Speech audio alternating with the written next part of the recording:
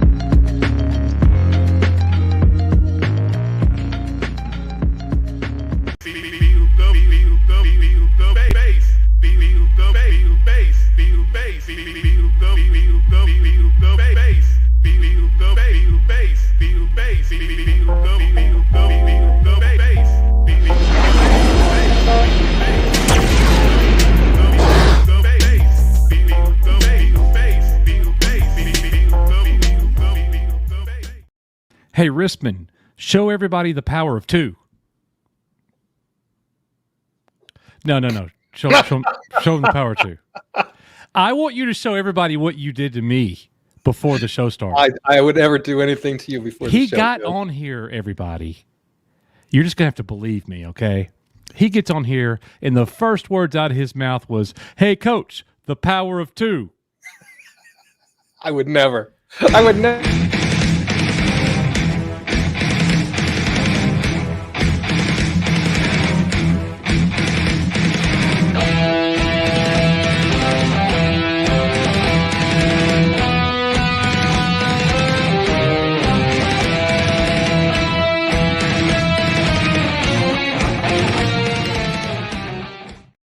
So I just got to ask, what would you do for the power of three? Let's not go there. Anybody have any ideas? Now that would be the power of 2.5. Ooh, that's a low blow, literally. Not good at all. Okay, if that was all above your head, I'm sorry. We're just weird like that. What is up, everybody? Oh, yeah. Big news. Big news. The reason why you're seeing a different background on the stream tonight is because we just did something, a very special something, and this was the background that we used for it. The interview with the former Disney employee. We are working on the production of that project. We've got everything that we need, and it will be releasing sometime in the next 48 hours. That's all I can tell you. We are literally working on it. So Thank you all so much for being here. We got 179 people in the house, everybody. Coach, I just have to break in. I'm so sorry, but someone just gifted 50 Echo Base Network memberships. Oh my gosh. Staccato DDS strikes again. Bro. Oh my gosh. Wow. Thank you. Holy moly. Everybody in chat, please thank him for that very generous, extremely generous. Yes. He does this. He did this on the DA's channel last night. Okay. He's done this on our pros channel. Like, he is somebody that we see all over the place in a bunch of our friends' channels, and it's so awesome to have him here at Echo Base Network. And brother, that was incredibly generous. You just added 50 channel members to Echo Base Network. And everybody's saying thank you in chat. That is, you know what? We just got to do this because this is what EBN is all about. Staccato, thank you. And all 50 new people, here you go.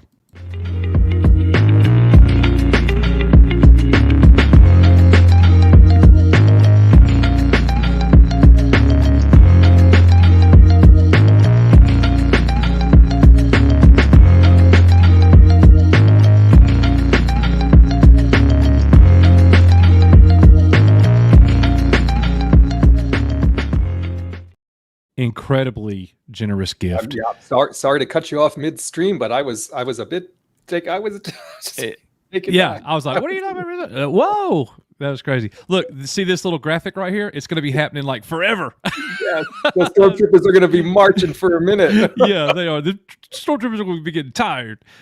But seriously, thank you so much, and welcome aboard to all 50 of the new members with that generous gift. Guys, we have an incredible lineup tonight. And, where's Nick? Nick is running fashionably late, so everything's normal here at EBN. He will be here in just a few minutes. We just did a great project with a very special guest. The DA, Derek Anderson, may be joining us tonight if he gets an opportunity. Derek has the link. And we may also be we may also be joined by another friend of ours in a few minutes. We'll see how it goes. But we're getting into a lot of the headlines and the news and the most recent things. Before we start with our opening story, Zod Lander sends in 20. He says, I've been fired for less crap than KK and Headland. Oh, my God. Yeah, so have I. So have I. As a matter of fact, I got fired for nothing. All I did was good. So I totally understand, brother. It's maddening. Thank you. KK's probably got something on somebody because it's inexplicable. Yeah, it's inexplicable. Just crazy. So, and poor George. What a bad choice, George. Bad choice, George. Bad, unless you did this on purpose. Oh gosh, don't say it. I know, right? What a conspiracy theory that would be. Hey, tomorrow, me and X-Wing doing a video. George Lucas knew this would happen, and that's why he did it. And then you're going to break in, and you're going to say, I love George Lucas. Oh, that's a lie. Oh, X-Wing, send me the clip. Oh, my gosh. All right. Thank you, Zod. We appreciate it very much. Our brother, Bobby Rogue Sarge with a $20 super chat. Our brother. Good evening, everyone at EBN. Please tell me there won't be a season 2 of The Acolyte. I made a video on this because Mr. Executive Producer, my bad, sends me. You were proud of me, were you not? I was. Okay. You were. I was barely finished reading the thing, and the video was already out. Yeah. Oh, EBN, where the magic happens. Like, anyways, I'm not using AI. It's all me. But yeah, we covered this. We're going to talk about it tonight. There's some very interesting comments that have been said in the last 24 hours. Some of these comments are fresh. They're today. So if you've not been paying attention, things are getting wild. But I will tell you this. The whole attention that the Acolyte has been getting in the last 24 hours, I would say, it is cooling off like nobody cares now. It's like a zoo announces they have an albino hyena or something weird. Everybody goes and looks at it one time. Oh my gosh. And then they leave. And then, the show's over. That's pretty much what's happening with the Acolyte right now. I think that the numbers are going to nosedive. And it, not going to be Nielsen top 10. We already believe that. Like I don't think there's any way. It's almost being beaten by Modern Family right now on the Disney Plus streaming platform. They've not released a new episode in over 4 years, ladies and gentlemen. So let that sink in. Bobby, thank you so much for that $20 super chat, brother. We cannot wait to hang out at Icon. You keep rolling and doing your thing, and I hope you can pop in with us later on tonight. By the way, member pop-ins do return tonight, so our members can come in here and shoot on the Acolyte and what is going on. Phil McCracken, Uncle Phil in the house. Where is Risman? Here is Risman. By the way, I heard there will be cookies here. Where are they? No, there are Buster bars, and we already ate them. We already ate them. We have to. Sorry, Uncle Phil. Brother, we love you. You hang in there. Keep doing your thing. Thoughts and prayers to you, my friend. We think about you often. It's so good to see you. And give me a call sometime. Give me a call sometime. Let's see here. We also have a 10-pound super chat from our friend Venger. It appears Pete Fletzer has taken down that hashtag There Are More of Us video after it had the opposite effect of what they wanted, and the people in the video publicly regretted being part of it. Good going. Well, you know what? The funny thing is, we had nothing to do with their taking it down. That's right. Those people, I heard it said somewhere else, so this isn't a Coach original, but, to paraphrase the Joker, they eat each other. They did. There were shenanigans going on by one of the people in the video, and then other people in the video didn't realize what some of the things, and then there was some things said about Pete that a lot of it came out. My dog is trying to get out of the room, so ladies and gentlemen, I present to you Coach's legs. Here he goes. So yes, there was a lot that went on about this video. Not surprising. I think they had one idea for the video, and I think the execution probably wasn't the best. My wife says I have sexy legs, just FYI. Okay. Is this thing on? Hello? The power of two. Is this working? Hello? Okay. All right. Good. Oh! All right. It's working. Good.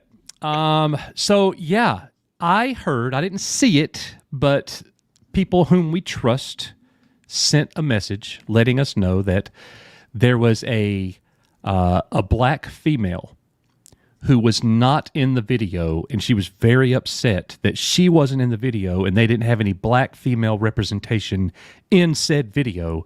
So Pete Fletzer of Around the Galaxy podcast came out publicly on Twitter apologizing for not having more inclusion.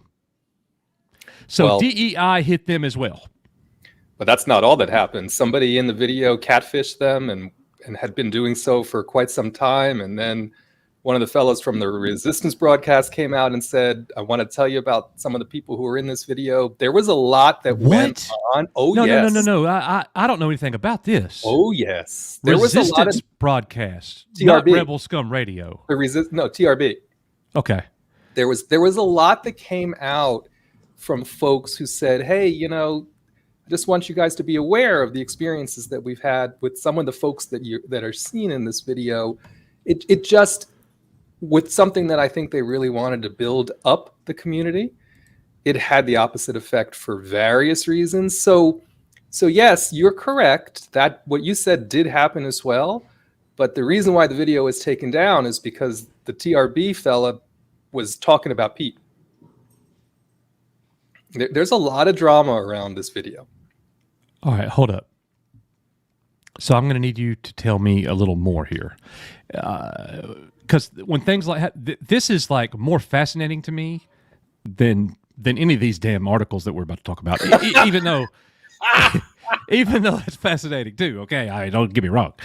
We planned a damn good show, but tell me, based on what you have heard or found out, where is Around the Galaxy? What is the role in all this? Well, so he was the organizer of the video. The hashtag, there are more of us, which, by the way, that's a bold-faced lie.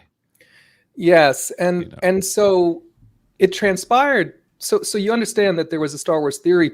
There's so much about this that came out. So on Twitter. they were calling for Star Wars Theory to publicly tell his audience, leave these people alone. Death threats are not cool. Da da da da da. And Theory was like, I ain't ever tell nobody to attack nobody. Well, and one of those people was this person by the name of Ash Rendar. Yes, and also Pete were very vocal about Theory take action. Which, by the way, Pete Feltzer attacks Theory on the regular. Well, so put that in the parking lot for a second, right? Okay. Things transpired where it came out that this Ash Rendar person was not genuine. They had catfished an identity, and they had been doing so for a year and a half, right? Misrepresenting who they were and all this. And so they DM someone, and of course, that person's like, they put it all over the internet, right? So all of a sudden, Ash Rendar disappears, and now already we're chipping away at this video. Oh, I froze. No, you're good. Well, chipping away at this video from a content creator's perspective. Then what you said happened also. There was a brouhaha around it wasn't diverse enough, right? So this happens at the same time. Ash Rendar, it's not diverse enough. And then this TRB, they run a podcast, comes out and says, by the way, the person who created this video attacked my colleague verbally and tried to get our podcast canceled and has been after us forever. Yeah. Just want you to know this is not the positive. They're not the positive person that they purport to be. I mean, look, the truth is, I agree with that, and I tried to like Pete. I really did. I went onto his channel. We had a conversation. It was a very good conversation. I could speak logically with reason with him, but it seems like when I have an opinion that is not his, he goes all out attack, vicious.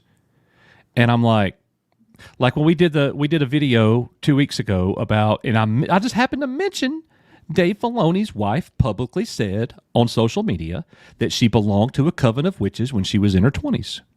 I was talking about witchcraft in Star Wars. Who is Dave Filoni? Hell, what does she do? She's a writer for Lucasfilm. So everything that I said in that video was factual, but he comes after me saying it's shitty for me to attack Filoni's wife. I'm not attacking. I don't want her burned at the stake. I'm just giving the facts. I'm with you. I'm with you. So there was a confluence of events that ended up with everyone taking the video down and multiple people who were involved with the video apologizing, not really understanding who all they were involved with and not having all the facts, and then some, finally, to put the bow on it. Yeah, you said something about catfish, and we ain't talking dinner.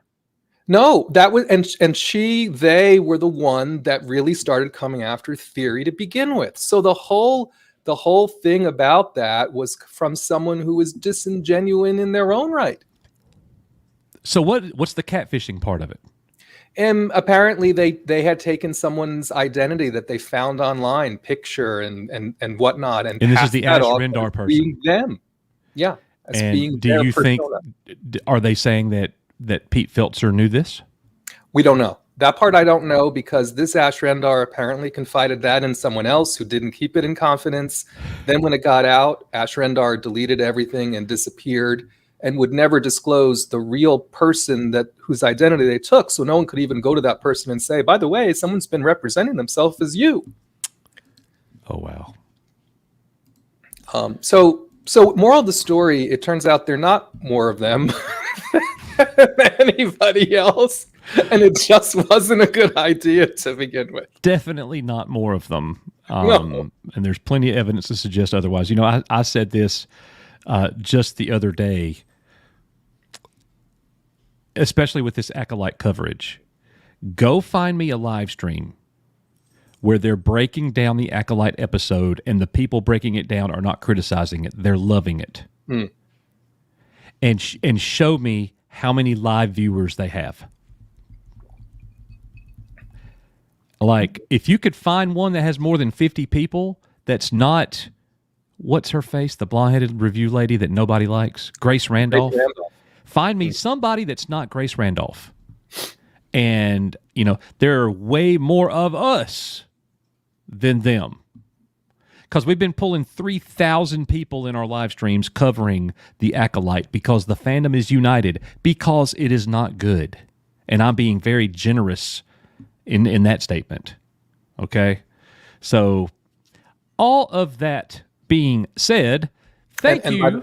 By the way, Coach, I just spotted, I think Sparta 300 in the chat said maybe Drunk 3PO just put out a video. I'm sure that will be about the video being removed. So I'm sure he did a better job explaining it than I did. Given what I did was I pieced it all together. That's okay. So yeah, shout out to Drunk 3PO. Everybody go and check out that video. I'll be watching that tonight when the stream is over. And you know that'll be entertaining. And Drunk 3PO ain't lying about nothing. So that'll be great. And I bet those shills are shrieking right now that he covered it. You know, I mean, they kind of got caught. I mean, what can you do at this point? You got to own it and move on. Yeah. Yep. Hail to M. Tipman. I just recently found your guys' show. So good to have you, sir. Appreciate that. And everybody, welcome aboard. If it's your first Echo Base Network live stream, thank you very much. Share this thing out. We got 427 here at the very top of the show. So very, very cool. Hail to Rick Carrera. He knows the truth, the ultimate truth. Mexican Iron Man is a YouTuber. No doubt about it. Good to see you, Rick. All right. Let's see. Just a couple more super chats and messages from everybody. Jim Shart with €1. Thank you, sir. Appreciate that very, very much. Our friend John Kokoza, $5 super chat. Stupendous Wave is reporting they are casting the Mother and recasting Balin Skull for season 2. Thoughts? That's new to me. I heard this somewhere. Was it Reddit? Stupendous Wave, maybe. But I did hear this earlier. Because again, I think whether we like it or not, the Mother is what I'm not crazy about. I would love to see them continue Balin Skull's story. I mean, obviously, let him rest. Yeah. I mean, it's not Rey. Yeah. But this whole the Mother and the Mortis gods and some of the stuff that I feel like can go off the rails with Filoni, we'll have to see. But yes, the Mother, I think that would be interesting to see who gets cast. So, and here's the thing about that, and John certainly knows this. And all you guys know this.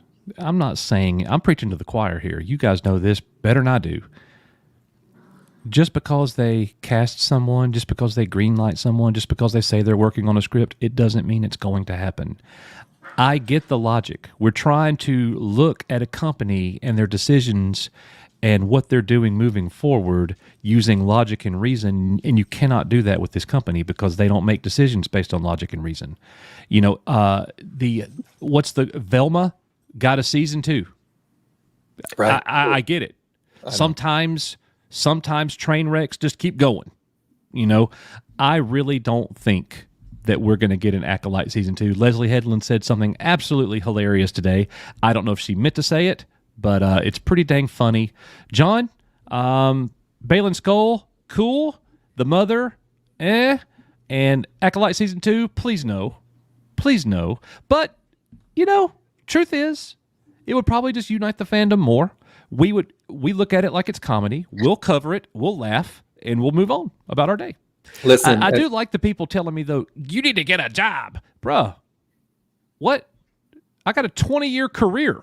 What are you? I'm 5 years from retirement. Get a job. You should tell them I'm on summer vacation. I'm doing this for fun. Yeah. This is my entertainment. What are you talking about? This is my escape from the job. All right. Anyways, but I love all that stuff. That's hilarious. Thank you, John. We appreciate that very much, brother. Hargrave with a $2 super chat. Begun the shield wars have. Yes, they have. Absolutely. And just watch. It'll get worse. Thank you, brother. Felix Quiros with a $10 super chat. Hit that like button. The Acolyte is a complete disgrace, failing to capture the essence of Star Wars and disappointing legacy Star Wars fans. We are living in the dark times. This is so sad. We are, you are. Echo Base Network. Thank you, Felix. I could not agree any more with that sentiment, guys. That is awesome. We're going to be right back as we get into these articles. We'll be joined by our buddies here in just a moment. We are You Are Echo Base Network. Here's some real Star Wars.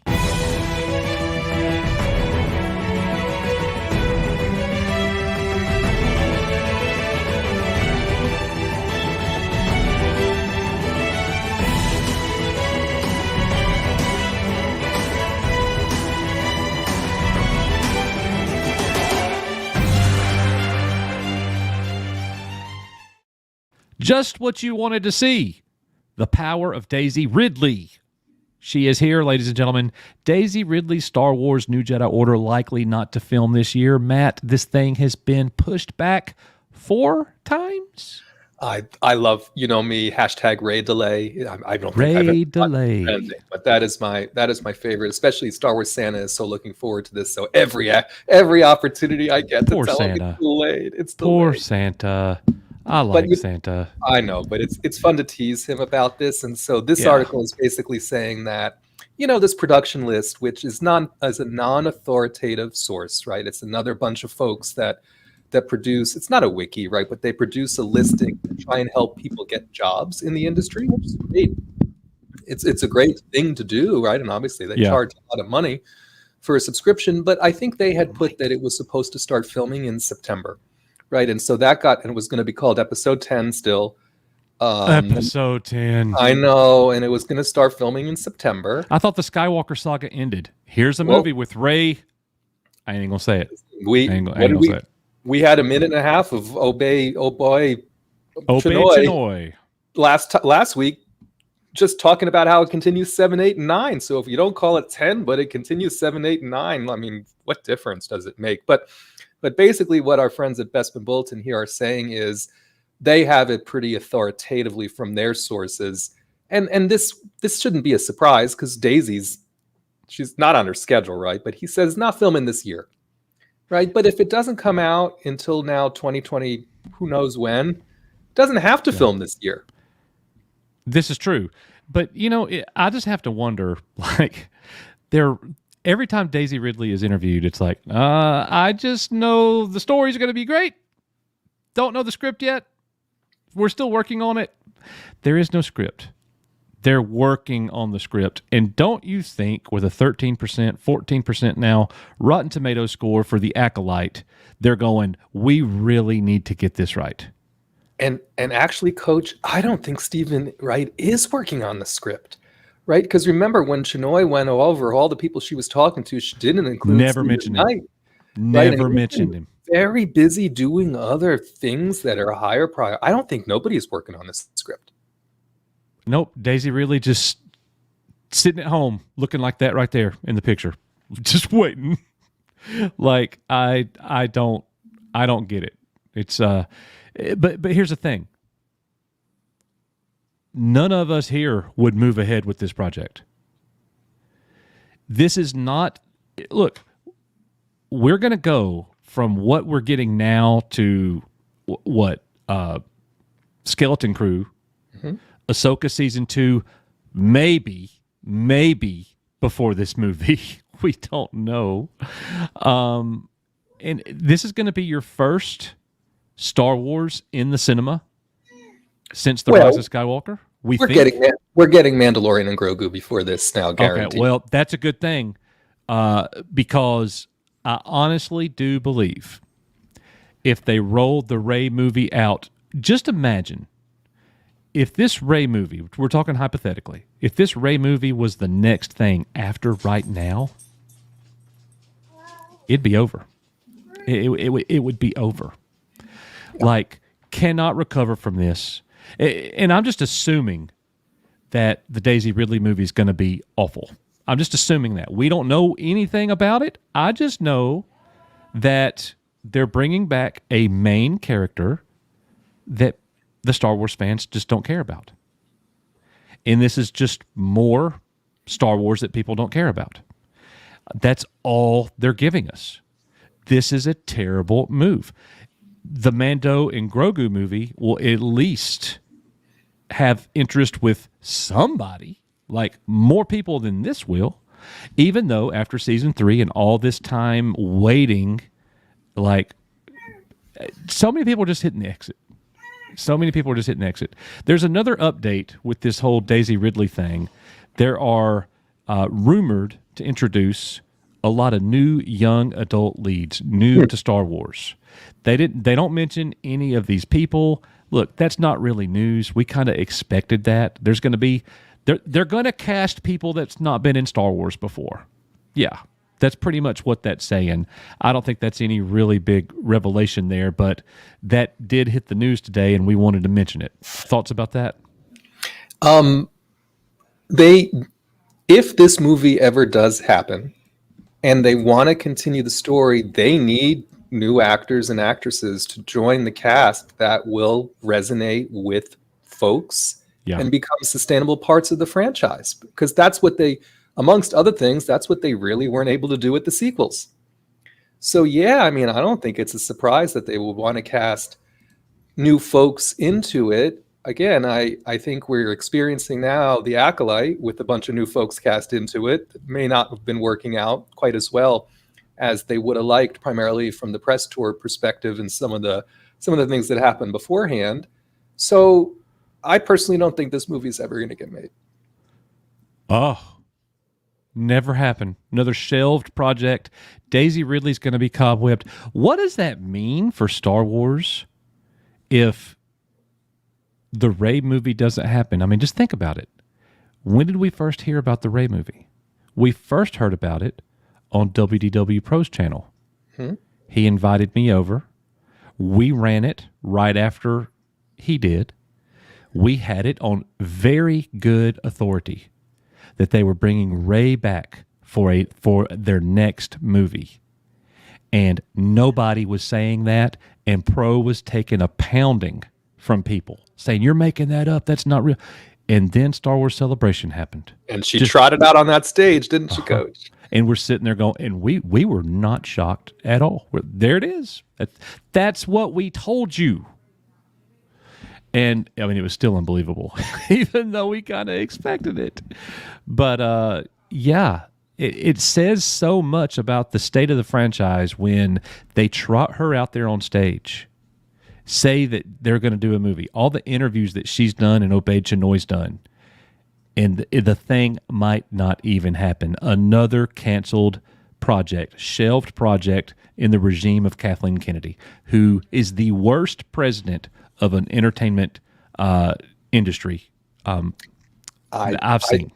I think one of two things will happen. Either it's, and you're going to laugh when I say this, but either it's never going to happen or it will be the last thing that KK works on. Oh, I thought that was Indiana Jones, and then I thought it was the Rise of Skywalker. The woman's been fired more times than anybody I know. She'll retire. She will never get fired. Oh, you're right. She will retire when she's good and ready. Yeah. It's just a matter of whenever she evaluates that to be. Yep. I totally agree, bro. I totally agree with you. And apologies, people are asking if they're hearing a cat. Yes, it is my old cat. She woke up and she's here, very interested in the live stream. Hey, so she's all about the Acolyte, ladies and gentlemen. Oh, boy. Graf Webb with a $2 super chat, the most consistent man on YouTube. Hashtag cancel Disney Plus every day, sir. Thank you so much. You are the man, and we appreciate you. Staccato DDS with a $10 super chat. Thank you, brother. The sign that Disney is changing course with Lucasfilm starts with KK's exit in October. It appears that's going to happen. My guess is that Filoni will be sidelined at the same time. Well, I think this is when her contract is up, right? I think her contract may be up in October. You know what? Just popped into my head the moment after I read that. Mr. Sinister said in an old X-Men animated cartoon from back in the early 90s, "Hope for the future." And then he says, "Sinister knows what your future holds." But that right there could generate some hope for the future. We need major reconstructive surgery at Lucasfilm. She's got to go, and I'm down with he's got to go. I don't think he'll ever go, But sidelined, I controlled. depending on your point of view for Mr. Filoni, I think her departure only makes him more important. It propels him maybe even more into the forefront as opposed to less. So in other words, so could you say, and our next guest will come on here in just a moment and respond to this too. I call him a guest. I'm being funny. Anyways, come on in. Come on. Get in here. You always do it, and he's never ready. He may be ready. Sorry.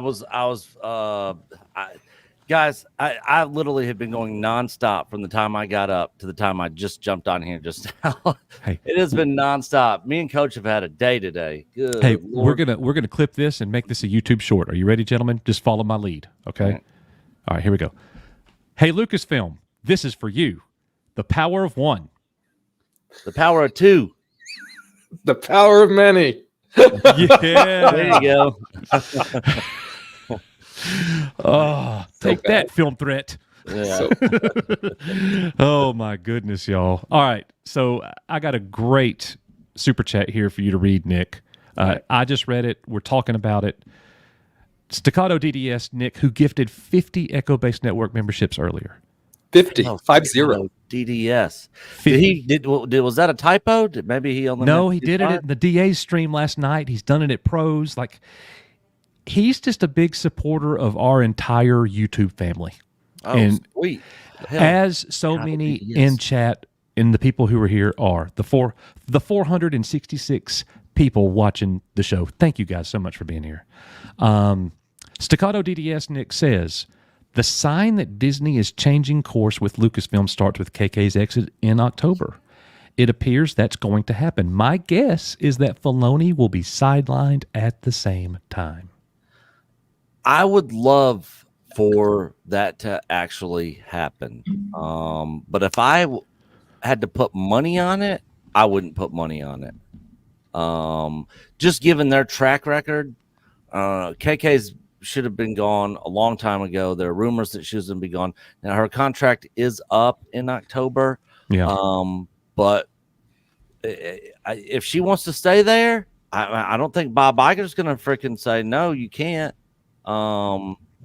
Because obviously, given his track record, he don't give two shits either what's going on and what they're doing. So who knows? I would love for that to go down that way. I know if I was in charge, she would be out the door.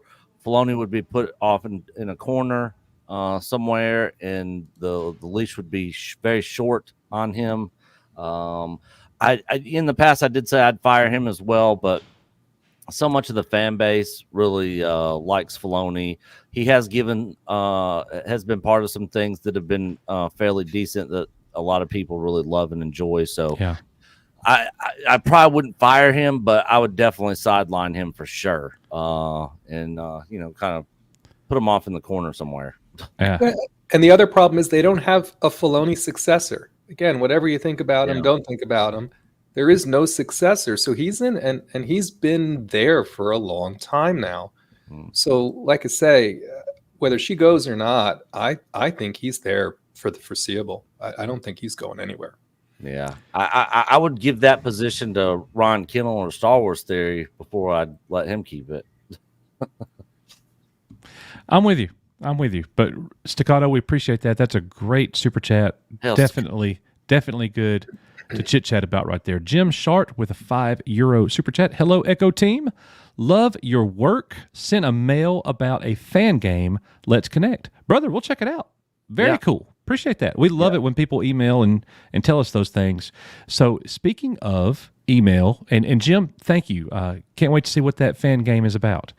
Staccato DDS with another super chat. And before I even highlight it, Staccato, we need you to send us a message, and we would like to send you a shirt, sir, from the EBN store.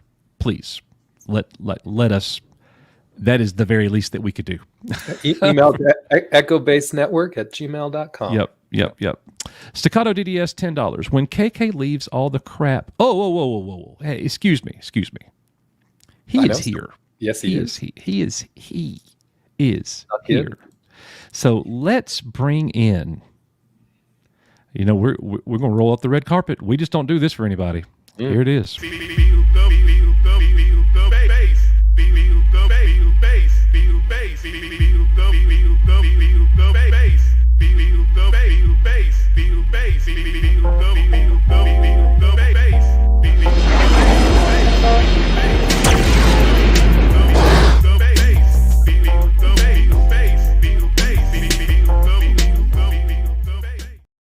Knee Pain Base Network, ladies and gentlemen. Yeah. Let's Hey, go.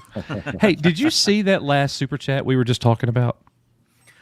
Just a second, I glanced at it. I only read like half of it. It's okay. So it was such a good topic of conversation. Let me, I'm going to, scrolling. There it is. All right.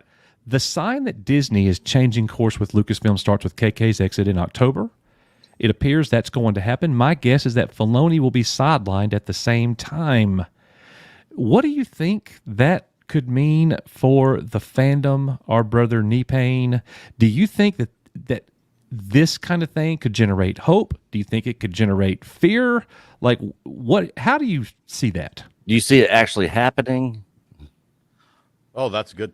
Because we've heard this before, right? I think people talk about like, oh, KK's done. I mean, other content creators have drawn on about it. Like, we heard she's done. So I don't want to dream too much until I actually see the announcement, Yeah. like the official, like she's going to retire, maybe go back to her and her husband's production company, Kennedy Marshall, back in LA, and do that. So, I mean, play devil's advocate. If I was in her shoes, I'd be like, let me just go back to my production company. Right? I don't answer to anyone and do my own thing again. And I don't think a lot of the fans would argue with that. So everyone go their opposite directions, and I'll be happy again. And yeah, I agree with you. It is kind of going to be like wait and see. I tell you the thing that it gets kind of old as a old man Star Wars fan like myself.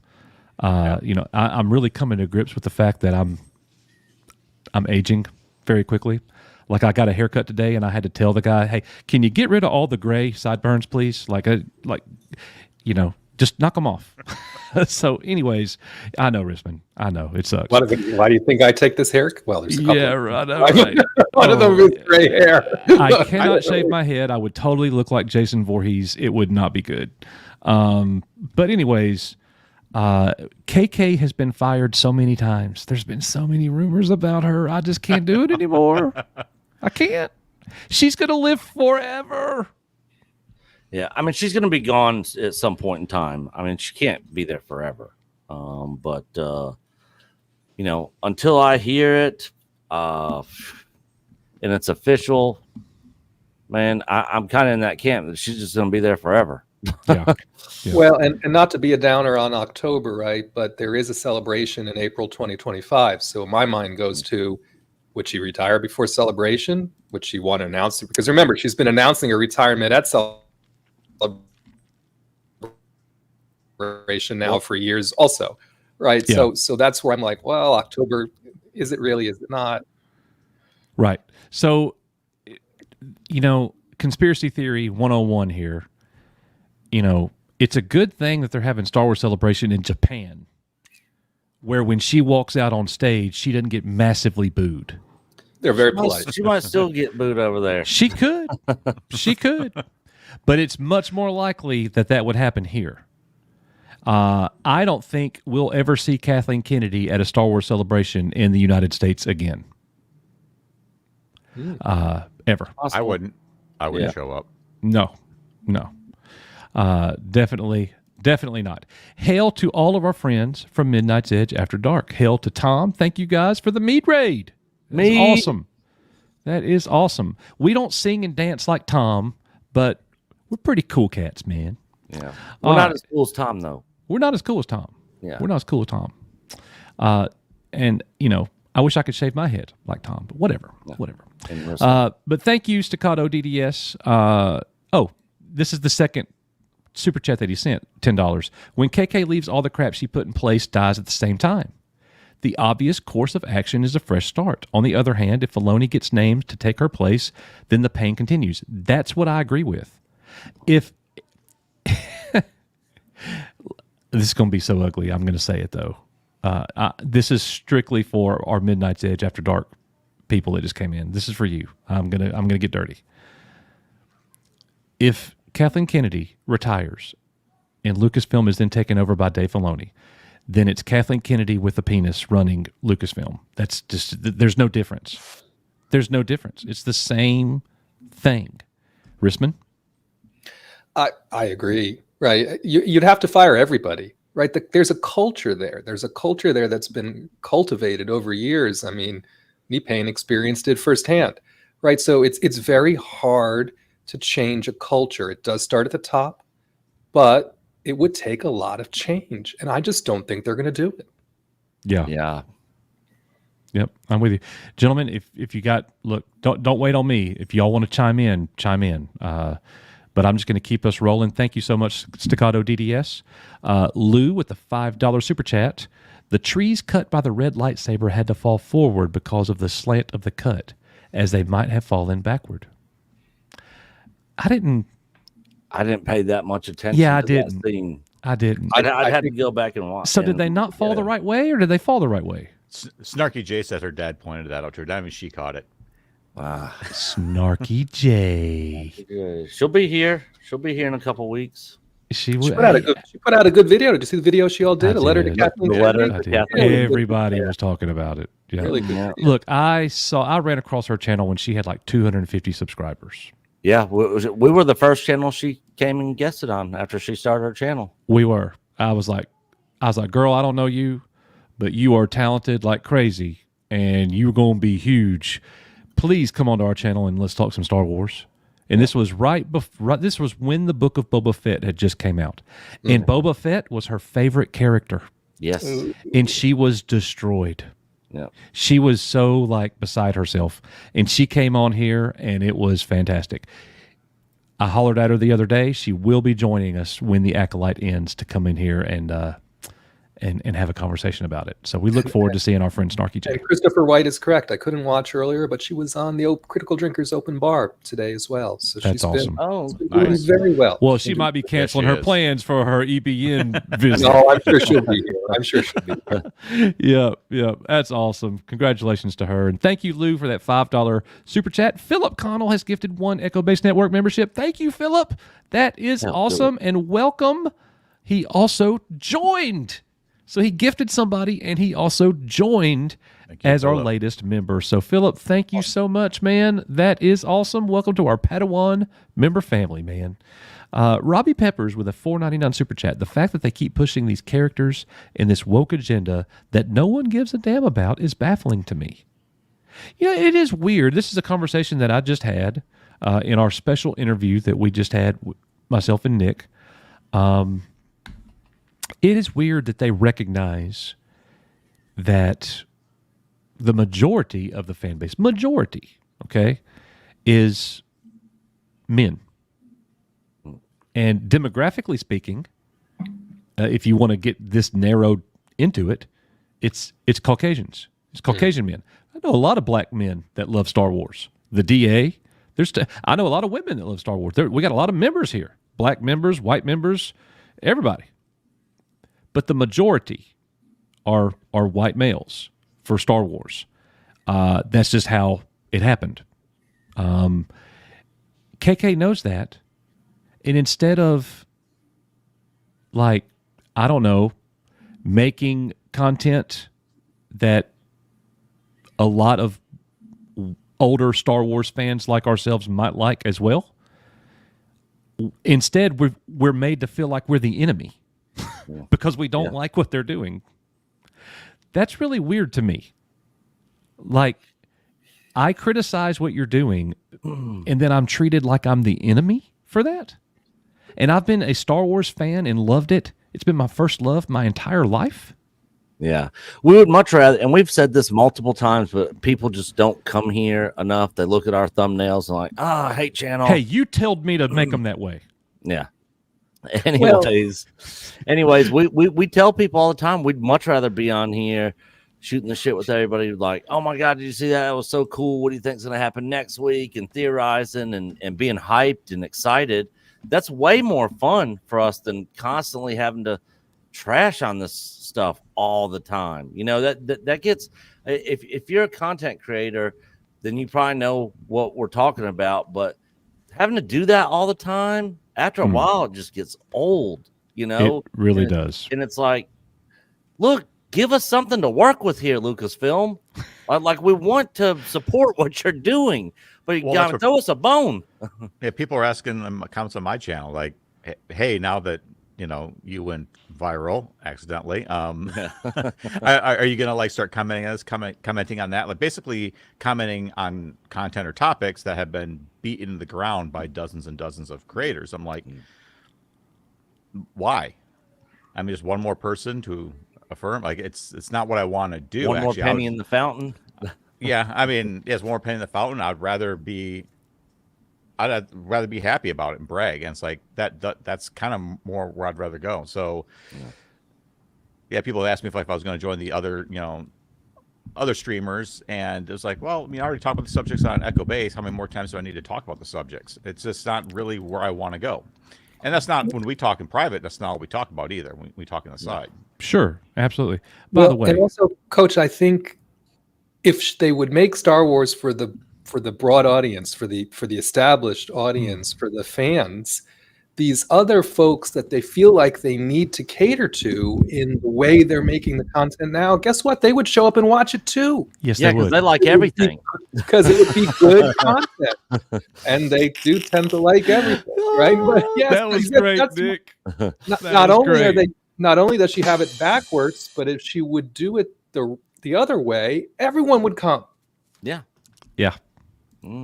Yeah, but we're the enemy. Yeah. And also the thing is, when you give out, do a good product, and I'm going to give an example of this, word of mouth is huge. And word of mouth in the negative light can also be huge to damage what you're putting out there, damage your product. Look at what happened with Bud Light, for example. But I remember when Mando season 2 ended, man, I had my whole family that was here for Christmas go through the entire second season and binge watch it, because I'm like, you guys got to watch this Mando season 2. Oh, because you knew that you had to get them to the end. Yeah. And I'm like, oh, the last 4 episodes are awesome. Like, just wait. And I'm like, oh, you guys got to watch this. And I was telling everybody, like, oh my God, have you guys seen Mando season 2 yet? Like, you got to check it out. Which I had some criticisms of Mando seasons 1 and 2 also, but overall, I like the show for the most part. But they weren't without their issues. But I was telling people about it and like saying, hey, go watch this. Like, just wait till you get to the end. Like, it's awesome. So I will never forget the morning I'm driving to work, and this is back when Disney Plus Star Wars content was dropping for us at 2 a.m. Oh, terrible.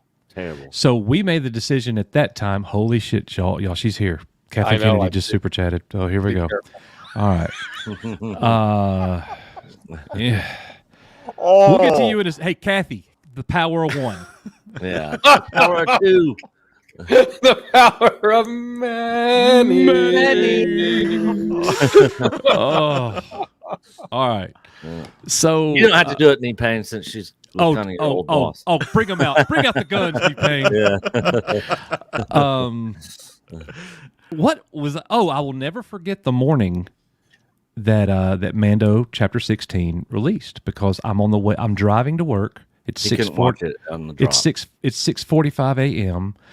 I hadn't heard a thing. I hadn't been on social media. I got up, shaved, got in my car, driving to work, and Nick calls. He never calls me at 6:45. I call him. I couldn't go to sleep after I watched the episode, dude. So he calls me and he's like, dude, did you watch Mandalorian? And I said, no. He knew the answer. He knows if I had watched it, I'd have been calling him. Yeah. So he says, listen, he said, don't talk to anybody. Don't look at social media. Don't do anything. And watch it as soon as you can and record yourself. And I was like, all right. That kind of clued me in that it at least clued me in big. that something huge was coming. I had already predicted that Luke was coming back just the week prior. Mm-hmm. I didn't think it was going to happen. I think I'm the only cat on YouTube that was saying it. I think Drunk 3 did. Man, he heard me. Yeah. Copycat. It was not a popular theory. Yeah, nobody thought it was happening. No, and it happened. And man, look, the Acolyte has been fun, but it's over now. And people are leaving, and it's, people saw the ugly, animal at the zoo, and then you leave. And the numbers are atrocious. It would be way better if Star Wars was great again. Yeah, definitely. Some coach, since leaving entertainment, moving on, working in tech, and companies, we have our apps out there that hundreds of thousands, millions of people download and use. And what's very interesting that I noticed, the big contrast between where I've been lately, past few years, and where I used to be, or what I'm seeing right now in entertainment, is when we do like all hands, they get customer testimonials every time. And so you actually see testimonials by customers. Now, testimonials will be one of two things. You'll have like the positive ones, people very happy with the product, because it's good for the crew to feel good about the work that they're doing, the team. But they show us very critical ones. And we don't sit there and make fun of the people. Oh. The product managers, they take notes, like what was about the product that this person didn't like, or the change we made to the product. And so we're never like showing the videos and making fun of them, and then going on Twitter and posting some music video we made in 3 days to mock them because of how they felt about our product. You don't see that because they care about the product. And so for me, so they don't look like the critiques like they're coming from an enemy. Exactly. Mm-hmm. They're like, what did we do wrong? Let's reflect on our product. And that's been so refreshing to see. And I've seen such a stark contrast between the two, right? We would never go on social media and do the things that I've seen these celebrities do to fans to embarrass and humiliate them. You don't do that. And it just, I think I appreciate more than some of my colleagues do. Because they've never worked in entertainment. So it's something I just sit there quietly and I see, and I'm just like, wow, this is how it is possible, and people can take feedback. So just I want to throw it out there. But you know the difference, Knee-Pain? You hit the difference. They want to improve. People who internalize and take feedback positively is because they genuinely want to improve and don't believe they're already perfected. And we're not dealing with that here. Sorry, I got sidetracked. Nick was sending me a private message. So let's see here. Just a quick update for the show tonight. We are going to go through the articles and the agenda that we've got, because it's going to get really good. We've got some really good things to look at.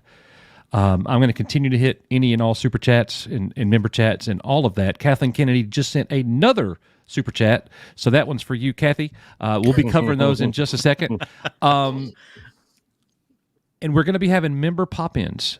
The very last segment of tonight's show, we will be switching the stream over from regular viewership to members only, and our Grandmasters and Jedi Masters will be able to meet us here in the pop-ins. And if Knee-Pain's still around, then you could chit-chat with him in here as well, members. That will be a lot of fun, and we'll get there. You're probably only going to have me because Nick has to go see what President Trump has to say. So No. I'll still be here. I'm recording. Okay. I'm watching it later. Okay. I was just saying, I'm sure probably a lot of people are going to be watching that tonight. Yeah. And look, that was a dilemma that we had. Hey, the presidential debate's going to be happening. Do we stream? Yeah, we do.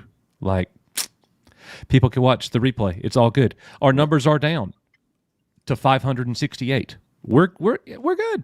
We're good. Thank you guys for being here. Look, a lot of you don't care about all that. Let's fix Star Wars, guys. That's what we're going to do tonight. Yep. All right. So continuing on here with some super chats. Robbie Peppers, $4.99. The fact that they keep pushing these characters. Oh, I already hit that one. That one. But I appreciate that, Robbie. Very good. Nick, I'll let you read this one from our good friend, Rob Wright. What's up, Rob? Fun question. What 80s cartoon had the best intro song out of these three? G.I. Joe, Transformers, and Mask. I love G.I. Joe and Transformers, but Mask takes it for me. Oh, I got my answer. I already know yours. No, you don't. Yeah, I do. No, you don't. I bet I do. I'm going to type it in private, and you don't look. All right, deal. You got 3 choices, and you're about to miss it. All right. You think you be knowing stuff, and you don't. Yeah. All right. I just typed it. What's my favorite out of the 3? I'm going to say G.I. Joe. How'd you know that? Because I know you. Dude, you know Transformers is my favorite cartoon. Yeah, I know it's your favorite, but I know you like the music and the intro for G.I. Joe. You know what? I don't even like your ass sometimes. I don't even think I remember the theme song for Mask. Mask. I'm trying. It had sort of that techno intro. I remember it. You ready? Mask. The music's contagious, outrageous. Yeah, I don't remember all the lyrics. That was but I Jim. remember. I'm just messing with I'm you. sorry, that couldn't have been. Sounds like Mask. I know I don't remember it, but I know it wasn't that. Yeah. I was like, wow, Coach knows the lyrics. I didn't even realize it was Jim. I literally was like, I don't remember the lyrics. I just got him. I'm actually very happy I don't know that was Jim. Yeah. I'm quite sad to admit that I didn't know. Hey, look. To answer Rob's question, see what you think about this, Rob. Transformers the movie had an incredible soundtrack. Mm-hmm. The kind that you could listen to from start to finish, every song. There aren't a whole lot of albums I can listen to start to finish. That's one of them. But as good as it is, the main title theme song for G.I. Joe the movie 1987 is the best. Yeah. I would pick G.I. Joe also. Yeah, I would probably Let's go. pick G.I. Joe as well. Hey, you think I kind of am starting to look like Sergeant Slaughter? Be honest now. No. Thank you, Rob. Appreciate that, brother. Hell, that was a fun one. right. That was a fun one. Storymaster, $10 Canadian super chat. Thank you, brother. I work in film. Oh, here we go. Echo Base Network interviews session 4. Yeah. I'm kidding. I work in film and television. Many people don't realize that these high-budget shows are ordered multiple seasons at a time. These shows get second seasons because they are shot back to back. Yeah, pretty common, especially for like live action. Yeah, I think animated, depending on the studio, if like a first season is going really, really, really bad, they can reserve the right just to reallocate the funds for the second season. But the thing I've talked about is like by the time the show's airing and maybe getting bad reviews, the following season's already in pre-production. Yeah. So yeah, it can cost a lot to stop a show mid-season. So it's like, well, do we just continue and air it and then not do the season after that? Yeah. So yeah, there's a lot of truth to that. But normally a show has to be doing really, really, really bad to have the second season canceled. They're willing to take an outright loss because they've already started on it. Yes. Right. I would almost guarantee the second season of Acolyte's not even been put into pre-production. No, based on Leslye Headland's own words today, it's not. Yeah. But she definitely wants to move on to season 2. And you'll see that. She talks about it. You guys will see that here in just a few moments. All right, everybody, the moment you've been waiting for. Kathleen Kennedy says, with a big $20 super chat. Hey, KK. Seriously, Kathleen, $20? That's You're awesome. Yeah, you got a multi-million-dollar house. Like salary. You make $500,000 a year salary, and not to mention all the kickbacks you get. You hire a $150,000 sound crew to come in and do your movie, and then they write you a check for $30,000. Did she just say she will destroy? Like, yeah, look at this. Watching a bunch of little man babies. Will destroy. So yeah, look at this. Remember when I said it's going to get worse? Oh yeah, yeah. Here it goes. Yeah. Kathleen Kennedy says, watching a bunch of little man babies cry about Star Wars always fills me with joy. I will destroy this franchise and you will all take it. Yeah, well, KK, Knee Pain already told us it was coming, so. Yeah, we already knew We already knew. And just in case you forgot, KK, we can fight back. I can do that if you want. Boo! Caleb, so loud. He really is. I love him, though. I love him. All right. Thank you, Kathy. All right. Appreciate that very much. That's awesome. Beretta Road Chronicles, $1.99. MAGA, make Acolyte go away. I thought that was so great. I love it. That's a shirt. I was going to say that's a shirt. Yes, that's a shirt. Yeah, it's got to be red with white lettering. Oh, you're going to help me? I'm going to take a picture of that. A hat and everything. It should be a hat. It really should be a hat. Yeah. Hat, shirt. That's a shirt. Yeah. And I'm buying it. And by the way, when I design a shirt, it's automatically 30% off for the first 72 hours. And I'm designing that shirt tonight. Yeah. Yeah, that's happening. That is awesome, Beretta Road Chronicles. Thank you for that. And we need to bring you on the team so you can be our shirt designer. That's awesome. Kathleen Kennedy, again, with a $5 super chat. Thread us, Daddy Disney. Appreciate you, Nick. Oh, Nick's got an admirer. Hey, Nick, you got something with Kathy you want to tell us about? No, I mean, she wants to pay me. I'll have something with her. I'll take the money. Listen, according to Mexican Iron Man, she's mine. So you know what, Nick? I give her to you. You can have her. He does like to say that now, doesn't he? He really does. All right, boys, that's going to clear out all the super chats. Thank you guys for all of that. We're going to continue on looking at all of this stuff. This one, it was actually at the very top of the show. I meant it to be funny. I wanted to include it. If you happen to like the Acolyte, there's 527 people here. I don't know, 3 or 4 of you might like it. You could actually buy Smilo Ren's helmet. Oh, yeah.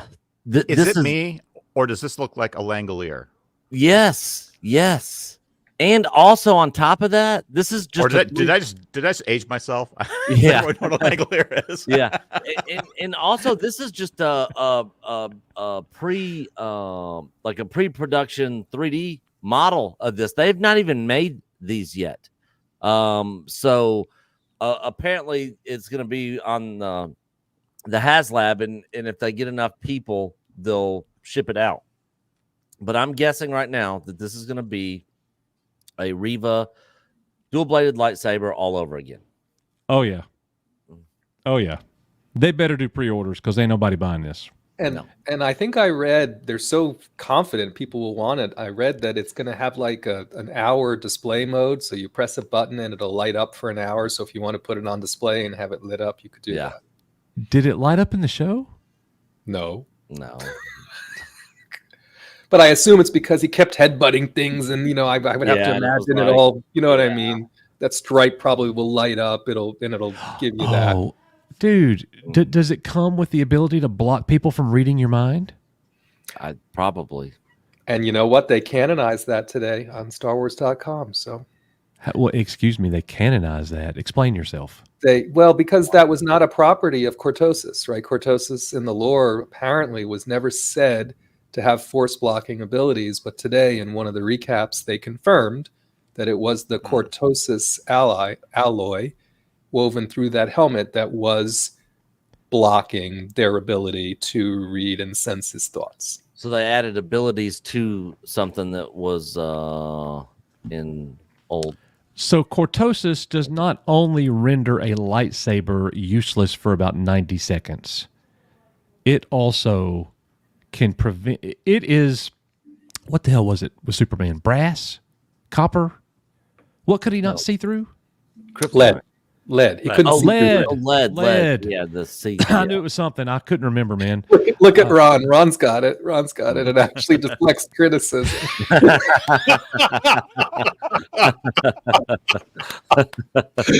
They need a whole hell of a lot of Cortosis, don't they?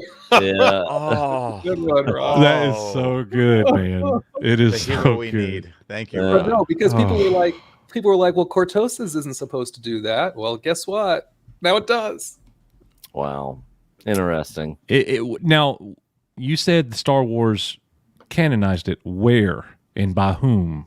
It was in one of their. It was either in the trivia guide or it was in one of the supporting materials. Either it was either in the. I think it was in the same highlights that you did the video about. It was just further up in that article that Kristen Baver had written. Yeah. So we've had some all-time cringy moments, with chat and with people here. Many of you were here for many of those.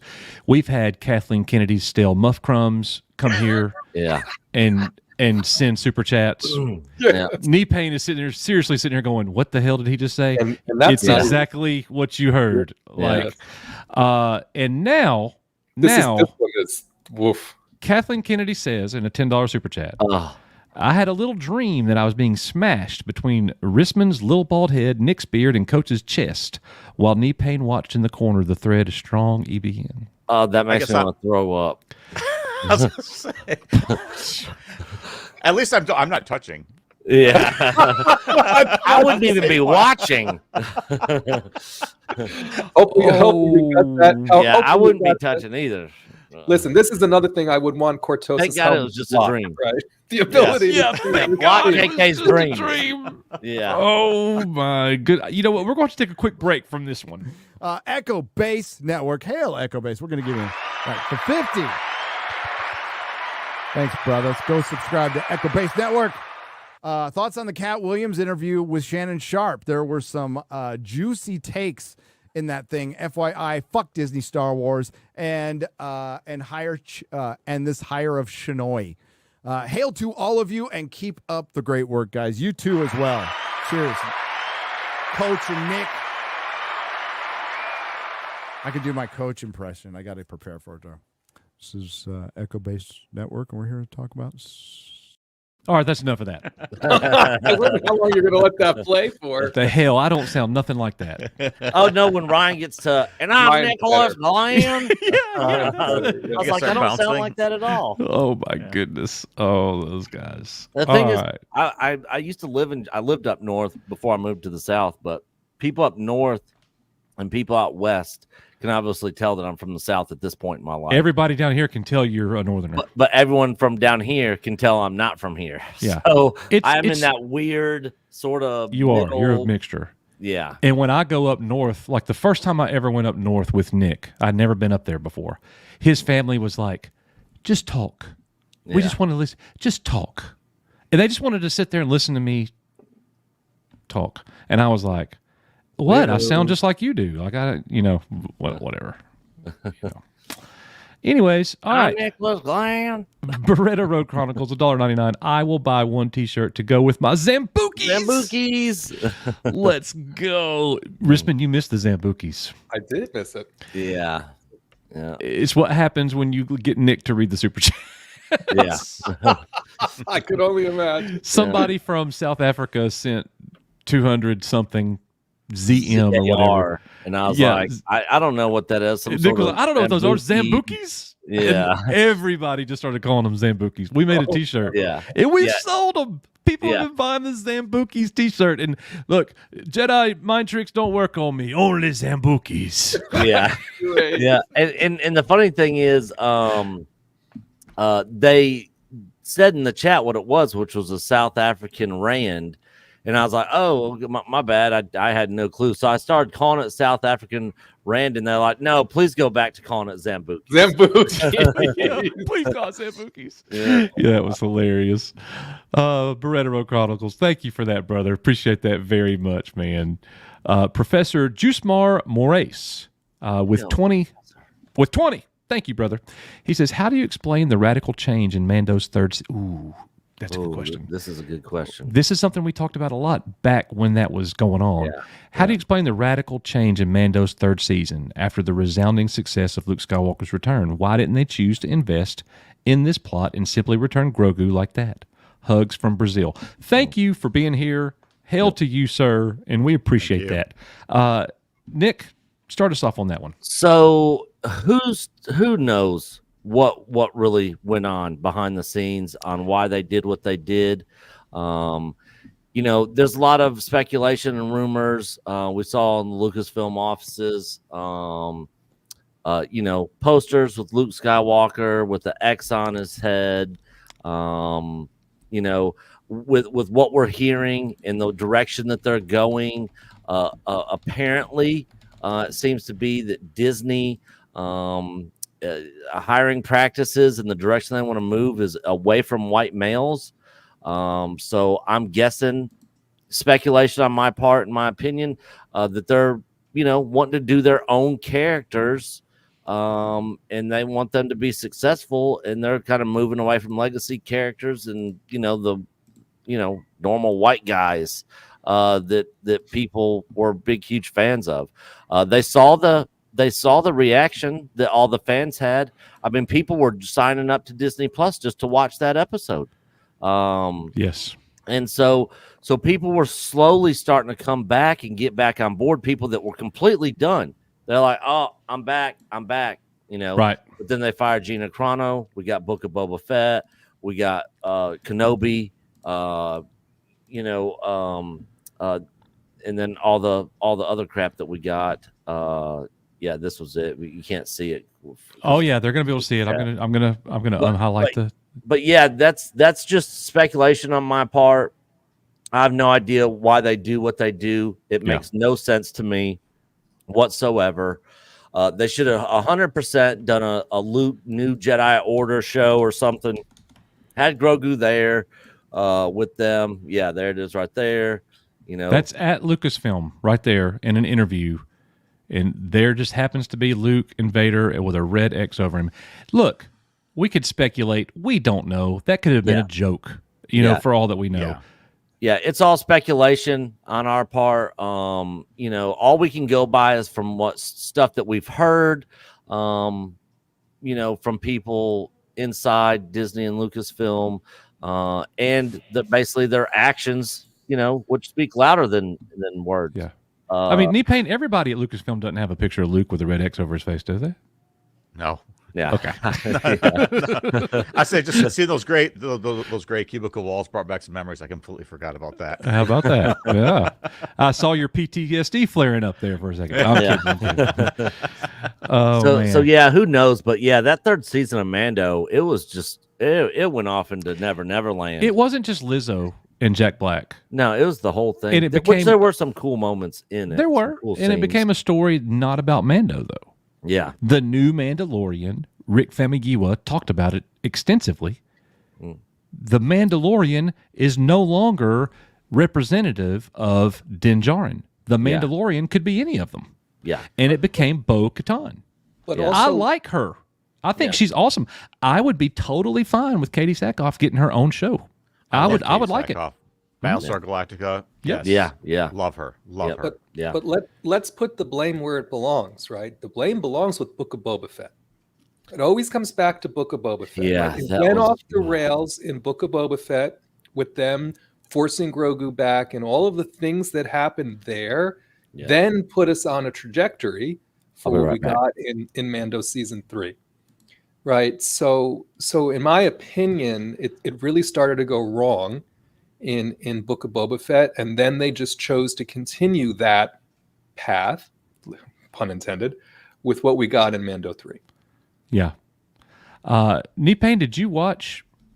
You probably didn't watch very much Mandalorian season 3. Yeah. I didn't see any of it. I kept hearing a lot of people really going about Mandalorian. I kind of thought about checking it out. But then like season 3 came along, and granted, maybe it's out of context, but I just saw the snippets of the Lizzo scene, and was it as bad as this? It was worse. It was worse in context. Okay.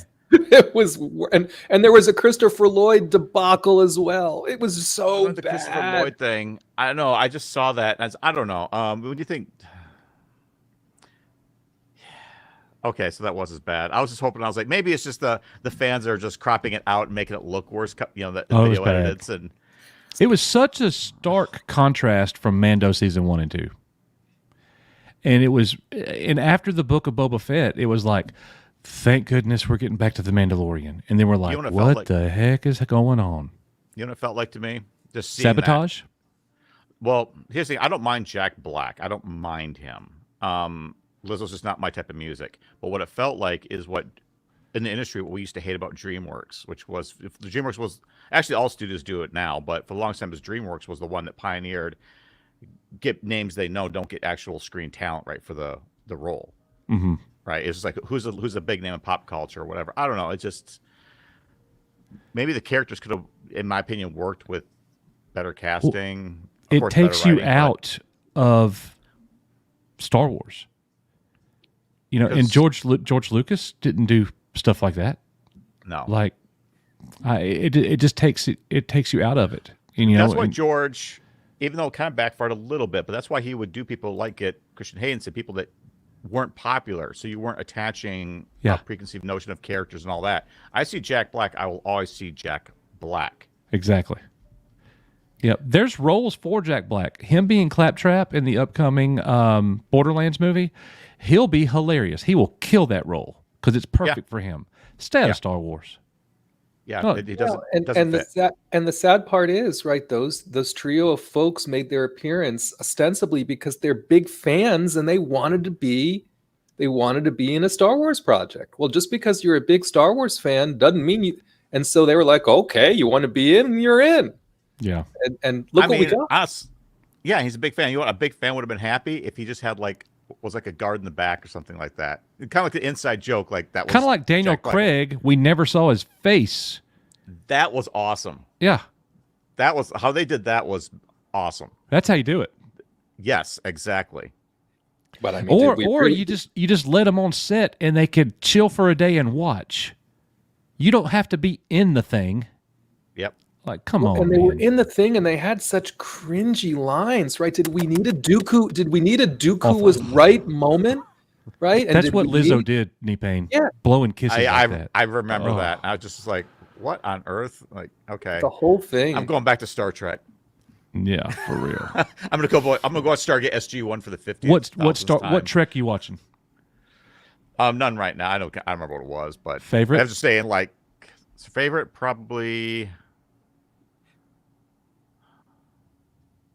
I mean,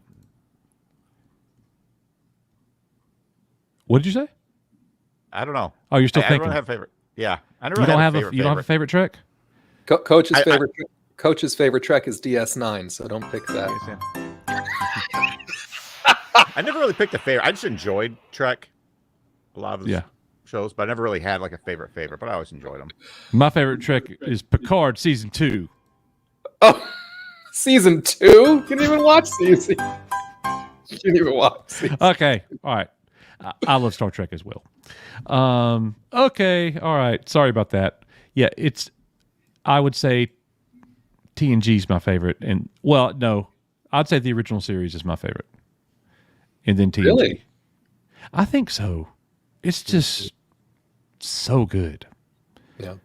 I mean, for me, it's Next Generation all the way. As it got into season 3 and we started getting more and more westerns, it kind of lost its way a little bit. Mm-hmm. Yeah. You know, but anyways, thank you guys for all that. Let's see. Up next, the Acolyte. Leslye Headland. Seeing inside the Acolyte. Oh, I'm not sharing my screen. Hang on. Sorry, my bad. Here we go. All right. Seeing red inside the Acolyte's shocking bloodbath and big villain reveal. Guys, that was... How are they saying that this was a big villain reveal? Coach. Everybody knew it was him for weeks. Now, I got to say, when he first began fighting in the episode, there were some really good scenes. There were some really good moments. There was some really good action. But as the episode went on, especially after he was demasked, a lot of it was just weird. And he had multiple opportunities to kill his enemies, and he failed to do so. It was a total failure. And it was so bad, it looks stupid. It literally to me, it literally looks stupid. Like, it's inexplicable, the decisions that this character was making. if, in fact, he was trying to kill them. And he obviously was, because he killed like 7 of them when the episode first started. So it just doesn't make sense to me. And what's even funnier about that is that StarWars.com today. This is so bad. I knew you were going to go Guys, here. So bad. You're not going to believe what they're about to type. It's Kristen Baver putting it out there. It's Kristen Baver again, but keep going. Kristen Baver, editor-in-chief of the Star Wars website. That's correct. Nipane, do you have any idea what I'm about to say?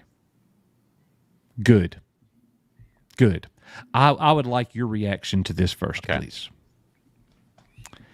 Kristen Baver wrote up a highlight summary of the episode. If you missed the episode or just need to review it, go there. She's gonna explain everything. Remember, a couple weeks ago, she wrote an article to explain everything that we didn't understand was happening in the episode because so many things just didn't make sense. So she does it again, but this time she literally commits Star Wars heresy. She literally commits entertainment industry, cinematic movie and film heresy. She says, I guess I skipped it. It's there. Oh.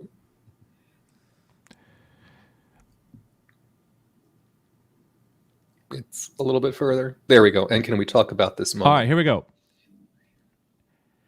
And can we talk about this moment? This moment of him being unmasked. Yeah. The reveal. He is who he is. Manny Jacinto's character, what's his name? Kamir? The stranger. Now he's the stranger. It feels as shocking as when Darth Vader admitted the truth of Luke Skywalker's lineage in The Empire Strikes Back. I think we could just stop right there. Oh my God, we lost him. I think we lost Nipane. It's gone. No. Can you believe this? Couldn't take it.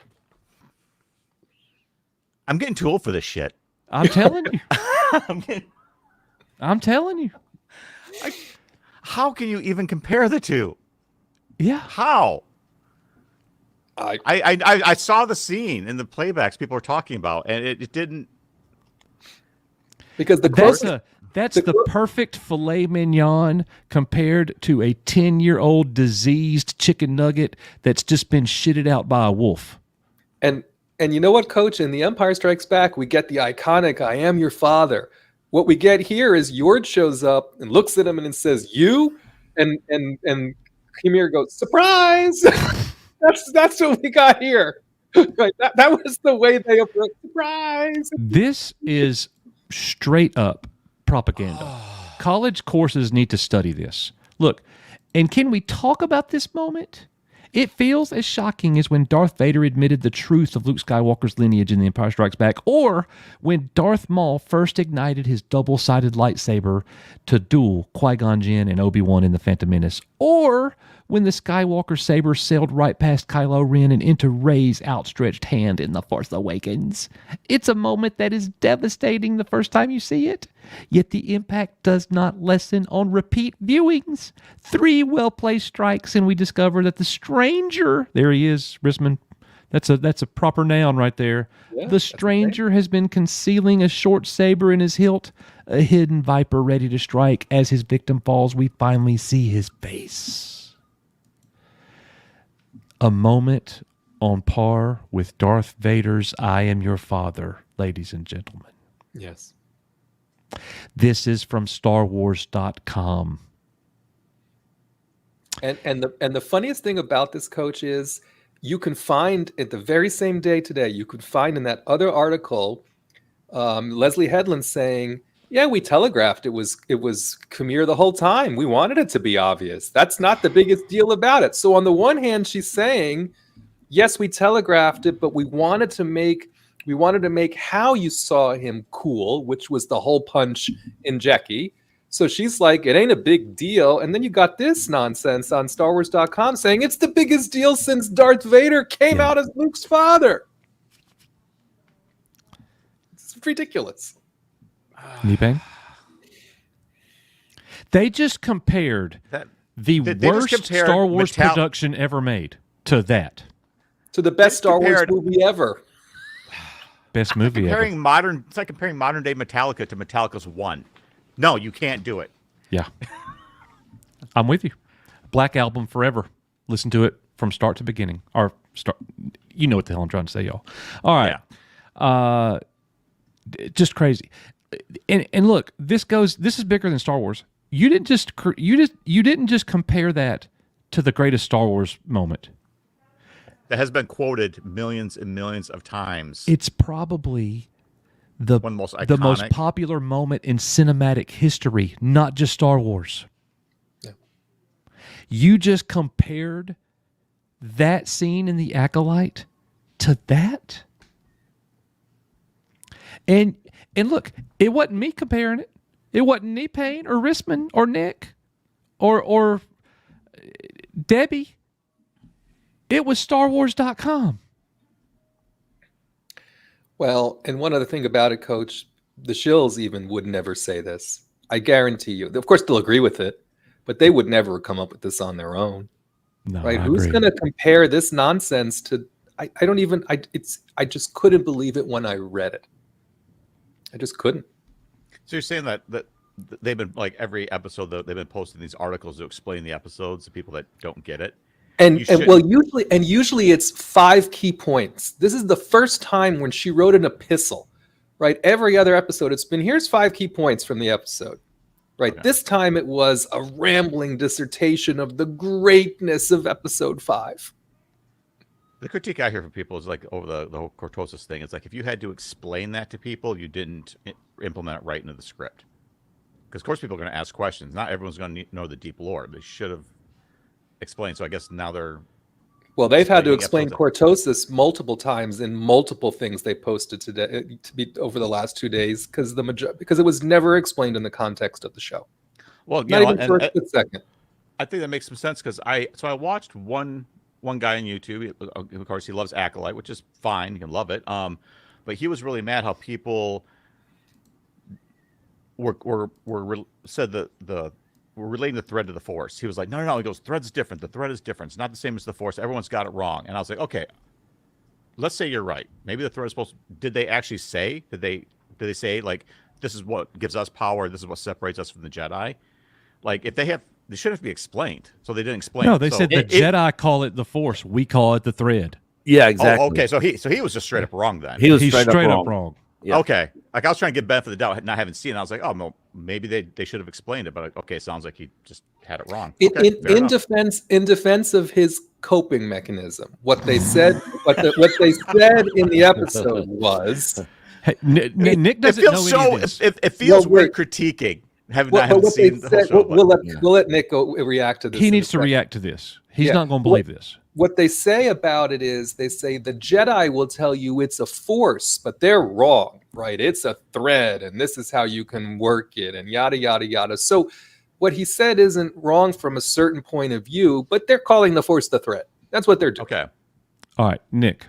Yeah. Everybody get ready. Here, we're going, ladies and gentlemen, we're going to do this the right way. Nick. Today on StarWars.com. Mm-hmm. StarWars.com wrote this on their website. Are you ready? All right.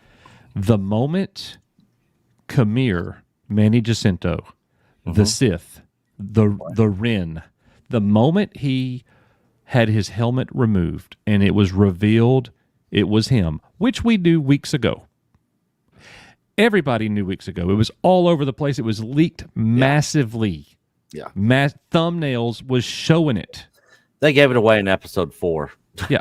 So everybody knew. All right, here's what StarWars.com says. And then I want you to react to it in your pure, unfiltered, the wet Nick style. Here you go. Right. And can we talk about this moment? It feels as shocking as when Darth Vader admitted the truth of Luke Skywalker's lineage in The Empire Strikes Back, saying, I am your father. Whoa. They are trying to compare. They're not trying. They are literally just did. comparing his identity reveal to the fact that Luke is Vader's son. Bro, the Are I they am your smoking father moment. crack? They are saying it is on Knee-pain, par. was there any crack smoking going on while you were there? They don't do drug tests. Okay. Well, There's no drug test in there you have entertainment, it. dude. There you have it. They're all on drugs. And we all know what the problem is. They're all on drugs over there. That is absolutely freaking insane. It's not even in the same universe of comparability.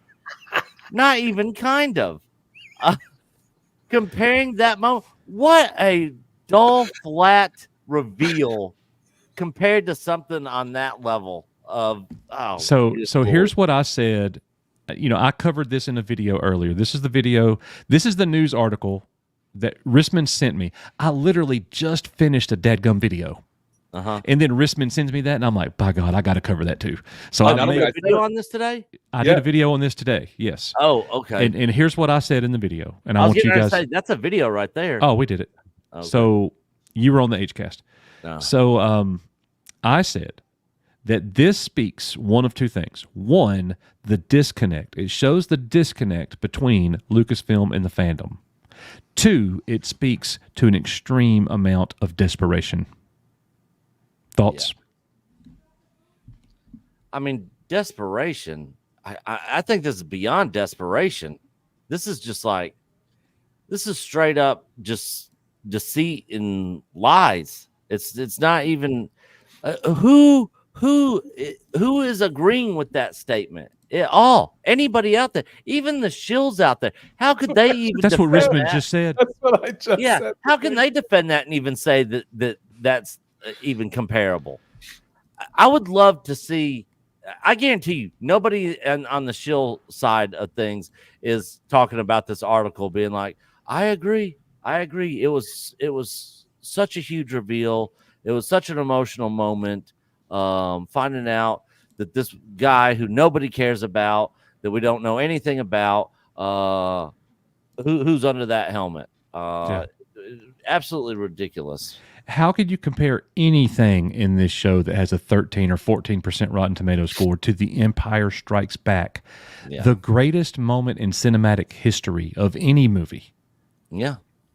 And then in the next breath, Nick, they said and it's also as good as when Darth Maul ignited the second side of his lightsaber and began the duel of the fates. And then they really reveal themselves when they say, and if that's not enough, it's as good as when the Skywalker saber sailed right past Kylo Ren and into Rey's outstretched hand in The Force Awakens. And I said in my video, I agree with that one because they're both dumb. Yeah, because that's dumb. That's just as dumb as I would say that So I just asked ChatGPT. I asked ChatGPT just now: is the Acolyte villain reveal as epic as when Darth Vader said, "Luke, I'm your father"? And ChatGPT says the villain reveal in the Acolyte doesn't quite reach the iconic status of Darth Vader's "I am your father" moment. While the reveal is dramatic and adds tension to the storyline, it lacks the profound impact and cultural significance of the original Star Wars twist. Boom, boom. Artificial intelligence is smarter and knows better and has a better connection to the editor-in-chief of StarWars.com. Yeah. I would say that the reveal that Padme's little lookalike, what was her name? Her handmaiden that was that was she was pretending to be Queen Amidala. Yeah. Well, she was portraying herself to be the handmaiden. They looked alike, and she comes out and says, stop, we can't quote the prequels, bro. We're just I've not seen those movies near enough. But when she reveals that she's actually Queen Amidala, that was more of a reveal than this reveal. Way. Yes. Yeah. Good point, Nick. That's a really good point. Good call out. Yep, you're right. All right, well, we're going to continue on here. If the Acolyte's review bombing reminds you of the prequels, there's a good reason. So media is still on this whole review bombing this is all a problem with the fans. Star Wars fans, they're too toxic. Don't say anything if it's negative. That's what they're trying to say now. Just don't watch. Walk away from the friend. If you don't like it, it's not for you, just leave. That's the premise of this article. And then we get this one. Star Wars should get off television and stay off. Now, I kind of agree with that. I think it needs to get but back. But not for the same reason. They literally say in this article, and it's awful. And by the way, Giant Freaking Robot has changed. It's changed. It's always been kind of bad, but it is not the same site it used to be, because they used to actually be kind of critical of Star Wars. Now they're saying in this article, the reason that Star Wars no longer needs to make shows on Disney Plus is because of the toxic fandom. Oh, jeez. That's what they're saying. This whole toxic fandom thing is so played out. It's passionate fans that are not happy with the product that they're being served up. Again, we've used this analogy so many times, but if you have a restaurant that is killing it and you're getting sold out to the point where you have to force people to do reservations, and then you change the whole menu to some sort of vegan thing, and then nobody comes there anymore, and then you start trashing them, telling them they just don't know good food. How is that good business? This is so stupid. This whole toxic fandom thing. It's the fandom is not the problem. It's the people giving us this product, the creators of this product, and the people managing it and running it that are the problem. They're the ones that need to change. That they literally could have dump trucks backing up to Disney full of money, just dumping it at their doorstep if they wanted to. Never-ending supply of cash. Yeah, if they treated Star Wars the way it needed to be. So this got crazy here. The grifters will starve. This article is really about, I hate Star Wars content creators. They're the problem behind Star Wars. Here's what they say. A big part of why the Star Wars toxicity is so bad right now has nothing to do with television and everything to do with the internet. Think about what it's like to be the kind of toxic Star Wars social media influencer whose entire presence is based on trashing the franchise's new releases. Imagine the price you would pay if you change your opinion and admit it publicly. Your entire community and likely your financial well-being when it comes to the bigger Star Wars influencers could be taken away from you if you say something as reasonable as, I don't think Ki Adi Mundi in the Acolyte is a big deal. Want to keep your friends? Want to pay rent? You have to keep crying about fire and space and woke agendas. But if there are no longer anywhere between 3 and 5 new Star Wars seasons of television content being released every year, then the big social media grifters who literally live on stirring the pot won't have anything in the proverbial pot to stir, or at least not as much. They hate YouTubers that much. Yeah. Let's just kill Star Wars so they can't talk about it anymore. That is dumb. Man, at this point, if this is the kind of product we're getting for Star Wars, I'd rather it just be dead. And we just talk about other things that we're actually fond of and actually enjoy and like. If this is what we're going to get, I'd rather have nothing. And then you have this shill media out there. Just be happy you're getting something. It's sort of like, this isn't like a life and death thing where it's like, you have no money and you're starving and someone gives you a pack of ramen noodles and you're like, oh, I'm not eating that. No, this isn't the same thing. Like, of course, in that case, just be happy for what you got, that you have something to eat. This is not that. We're not just going to be like, oh, we're getting content. So what? I should just be happy that we're getting something. No, I'd rather have nothing than this garbage. The content is for many people, it's a break from their life. It's a break from your job. It's a break from your family drama. It's a break from everything. It's like the 30, 45, 60 minutes, whatever it is, to just forget about the world and enjoy something. Yeah, Mando season 2, when Luke came back, man, I had so much fun on those streams, going on other people's streams, having member pop-ins. Everybody was united, and it was positive. Yeah, and it was positive, and we were hyped, and we were excited, and we are like, man, that was such a cool moment. Not everybody thought so. A lot of people thought it was just like, this is member-based stuff. But for me, it made sense because the time frame in which it happens, Yoda said he's the only Jedi left, so it makes sense that he would actually be the one to show up there. And we got to see him freaking whoop ass. Which we never got in the sequel trilogy. So, for me, I loved it. So yeah, I would much rather be on here, praising the stuff than freaking having to trash on it all the time. Star Wars Theory recently said in a video how many views his videos got. I saw that video. Yeah. Do you remember the 60 million? So he revealed the amount of views in the 2 months following the Luke Skywalker reveal. 60 million a month. So that's it was 120 million views. Yeah. He said his channel's never made that much money and never had that much growth. And that was a positive time. And that's when our channel, we blinked and gained 12,000 subscribers. Yeah. Literally. Yeah, like we have not gained that much or had that good of a month as we had when Luke Skywalker returned, when everybody was hyped and praising the decisions they made on bringing Luke back and making him a badass again. And here's the irony: we weren't sitting here going, "Well, what can we make today?" Yeah, it was Luke's back. I'm making a video about Luke. Luke's back. I'm making a reaction video. Luke's back. I'm making an action video about him or showing him fighting the metal, whatever it was that we did.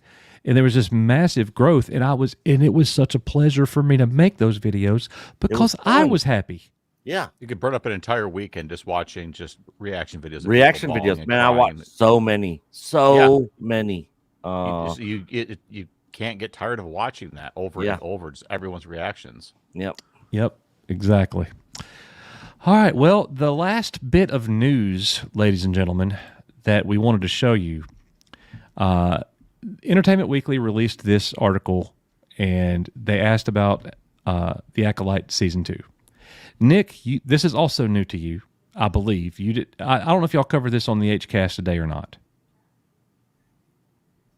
Yes, I sent this to him because I saw it pop up in my feed. All right. But he already had it queued up to talk about it. All right. So they asked Leslye Headland, you mentioned a possible season 2. So not knowing when you crafted this, how many seasons you were going to get, did you craft a firm season finale ending like Obi-Wan Kenobi? Or is it teeing up more story to come like the way Ahsoka ended its first season? And she says, I'll tell you my philosophy on first seasons. Something that I've noticed is first seasons will end on what should have been the break into Act 2. It feels like everyone's really expecting to get a second season, and I don't feel that's a good idea. Now, a lot of people are taking that comment right there, that quote, just those words, out of context, saying that Leslye Headland just said, Season 2 of The Acolyte's not a good idea. No, that is not what she said. And people are twisting that to be something else, and that is wrong.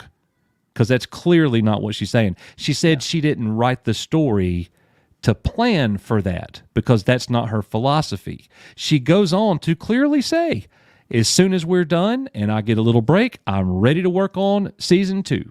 There's 4 or 5 other mysteries that I want to get into. We're definitely doing it. It's pretty much what she has to say here. Gentlemen, thoughts about Acolyte Season 2, her saying this. Should she have any hope? And, if you want to say something about people taking this out of context, feel free. There's no way she's getting a second season for this show. But, Nick, they made... What was the name of that damn show, Risman? Velma, Season 2. Oh, I mean, that's an animated show. They were probably, like what Knee-Pain was saying, they were probably already in pre-production, already working on Season 2 by the time Season 1 even dropped. Did Velma get a Season 3? I don't think so. Velma got the power 2. Yeah. This was an animated show that was being worked on. And this was not a live action, on location shooting event. There's no way that it's happening. I mean, you can look at the numbers, the viewership. If Book of Boba Fett and Kenobi haven't gotten a season 2, there's no way this is getting a season 2. And let it be known that, as soon as Kenobi ended, Ewan McGregor, Hayden Christensen, and Deborah Chow have all publicly said, we want to do another season. Yeah. Not happening. No, because they completely squandered their chance on the first season. They could have made that first season so epic and so good. Leia should have never been a part of it. Obi-Wan should have never went off planet. I'm cool with Vader being in it, but like I said, when they were first talking about this, I thought it would have been cool if there would have been 2 storylines in the Kenobi show. One with Kenobi protecting Luke and having his own little adventure and his own little stuff on Tatooine, and Vader basically going out, wiping out all the Jedi he can find, and constantly trying in the whole process, looking for Kenobi, finding out what happened to him, where's he at, to basically take Kenobi out, and ultimately by the end of the season never finding him, but having it be like that moment in The Last Starfighter with the Beta unit, Alex Rogan's Beta unit, that was chasing the Zandozan to his little spaceship to report back that the Last Starfighter is actually not here, and it's a decoy, a Beta unit that's portraying himself as Alex Rogan on Earth. That the Last Starfighter is actually off world, and to there's still a Starfighter out there, and ultimately the truck slams into his spaceship, blows it up, and the transmission cuts off. Something sort of similar to something like that would have been cool. Where Vader's real close to finding out that Obi-Wan is actually on Tatooine, and the last minute, Kenobi stops him from reporting back, kills whoever's found out that he was there, that sort of thing. All while trying to protect Luke and his identity. That could have been a really cool storyline with some emotion and some cool action and some bit of tension, even though we ultimately know that Vader never finds out and that Kenobi's not going to die during it. That's a problem you run into when you do a prequel. But there was a story that could have been told there that they really could have done a really good job on, and they completely failed. Yeah, I started kicking around. Do you have a story? Because I remember when you originally interviewed me, asked if I was in charge, what would I do? And I talked about like a series based on the soldiers of the infantry. And then I started thinking, because I watched Tom Cruise's Valkyrie, based on the true story when they almost assassinated Hitler. Yeah, so imagine like a Valkyrie to it, like some Empire. Wait, what happened to my video? Guys, can you hear me? Okay. Yeah. Sorry, Yeah. I got the spinning. Oh, I started thinking, I was like, well, that'd been really interesting to have like something like Valkyrie, right? Like some Empire rebels that like tried to like assassinate Vader and came very close. And then, of course, it's one season, it ends with them failing, maybe being executed.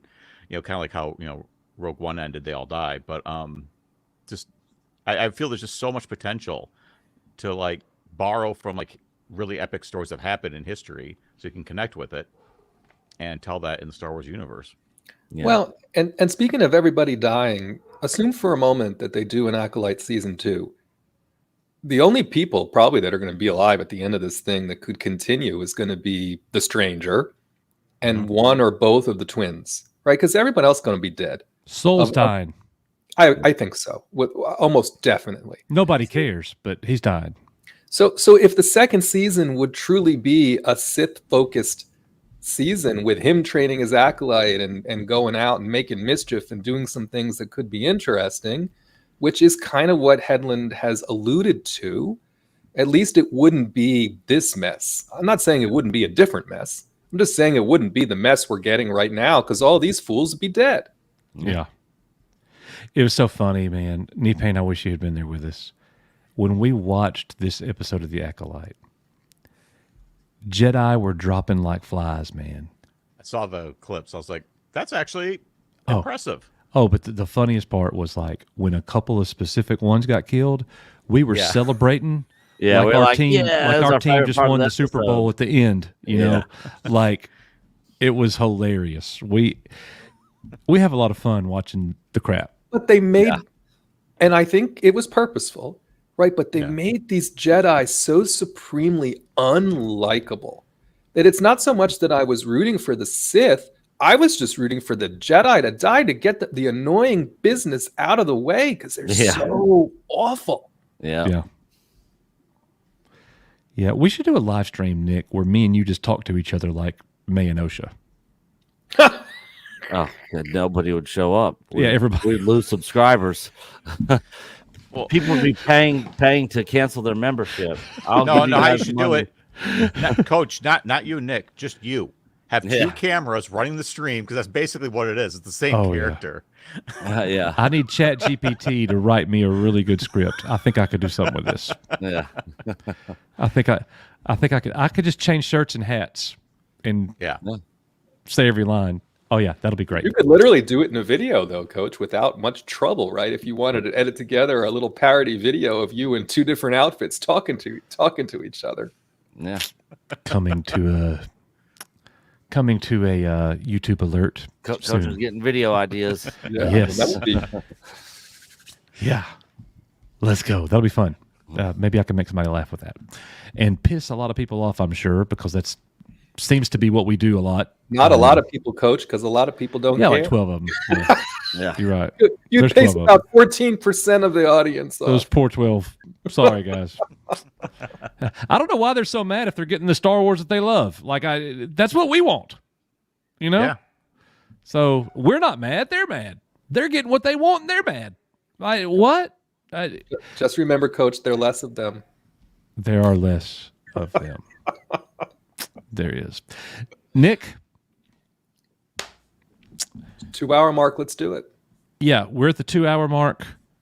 The last part here is going to be member pop-ins. How do you want to proceed with that? We got 562 people. Tell everybody what we've been doing. You're over the members. Give it to you. How do you want to proceed now? Yep. So, guys, this is what we're going to do.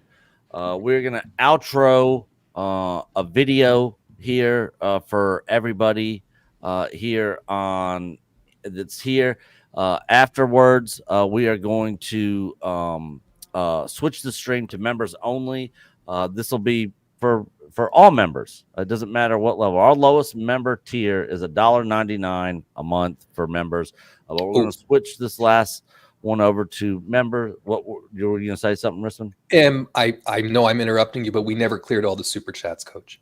So after we need to go back and finish the super chats. Yeah. So we'll clear those out. Yeah. We'll clear those out.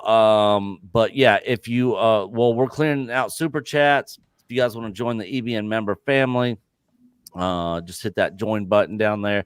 We'll swap this over. We'll keep going. Jedi Masters, Grandmasters. There will be a link in the community section on YouTube.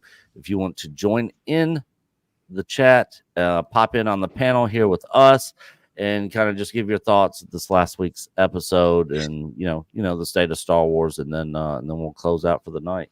But I'll do the video after we clear the super chats out, and then we'll swap over to members only. All right, make it so. And I'm going to go take a really quick restroom break. I'll be right back, gentlemen. And look, here's the awesome thing: members popping in. Knee pain's here, so jump in if you got questions for him. You want to talk to him? You see us three all the time. Like, it's awesome having him here. Some of you are going to be excited to just come on and be here with him as well. I know Risman was. He's been pissed because he hadn't been able to stream with knee pain. So. Always asleep. Yeah. All right. I'll be back in a second. All right. Avenger for 10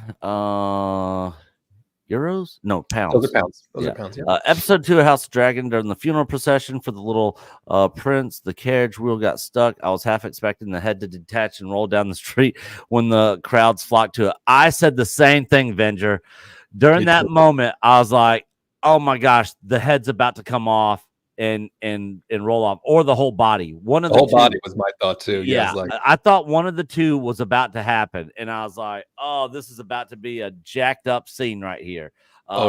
That's and that's Game of Thrones, House of Dragons type, scenes right there. That's the kind of stuff that happens in that show. So yeah, I was totally expecting it. But yeah, 2 episodes in the House of the Dragon, episode 3 this Sunday night on our Patreon page, where we cover the Acolyte and everything else over there. So yeah. By the way, not to pile on to the House of the Dragon train, but I thought the sword battle between the two brothers was a lot more impactful than any of the nonsense we got in the Acolyte with 100%. Night and day. Yeah. Come on, man. Yeah, way more. And then he kills himself, right? Afterwards, because they don't know. He knows they don't know which one is which. Yeah. So I think he was actually obviously the one on her side. And that's because if he wasn't, he wouldn't have killed himself. But yeah, really good start off to season 2 of House of the Dragon. I'm enjoying it. CS for $5. Worst show: Kenobi, Acolyte, Book of Boba Fett. Acolyte. I would rather watch Book of Boba Fett or Kenobi over Acolyte any day. And those 2 shows are terrible. I agree without question. Yeah. Knee Pain, I don't think you've seen any of them, have you? I really have checked out. I feel like I also feel those are part of the conversation. Y'all have explained certain scenes to me. I'm like, oh, okay. I might have to waste an entire weekend and just binge it all, probably. Right. Well, it is all on our Patreon page. If any of you guys out there have not seen it, you can watch it all for free over there. And not give Disney any of your money. What now? What? Huh? I said, what are we talking about? Oh, Patreon. Ah, yes. Nick works hard over there. Thank you. Yeah. Sutton Creek Productions for $2 Canadian. Squirrel. Yeah. Doom Squirrel. Oh, speaking of Patreon, Nick, we got to put the Godzilla -1. Golly, remind me about that. I keep forgetting.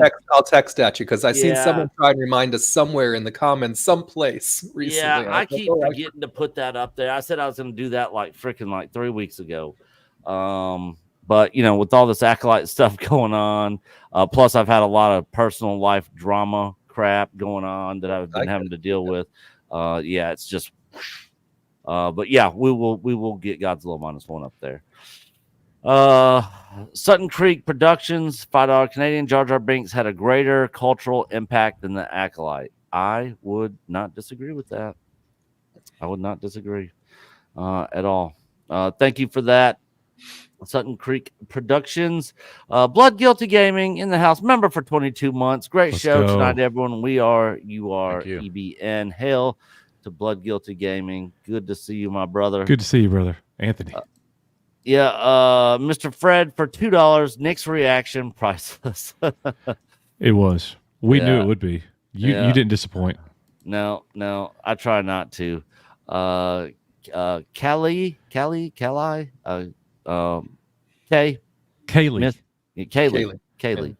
For $5. Even in the Idiocracy timeline, they wouldn't come up with this trash. No, probably not.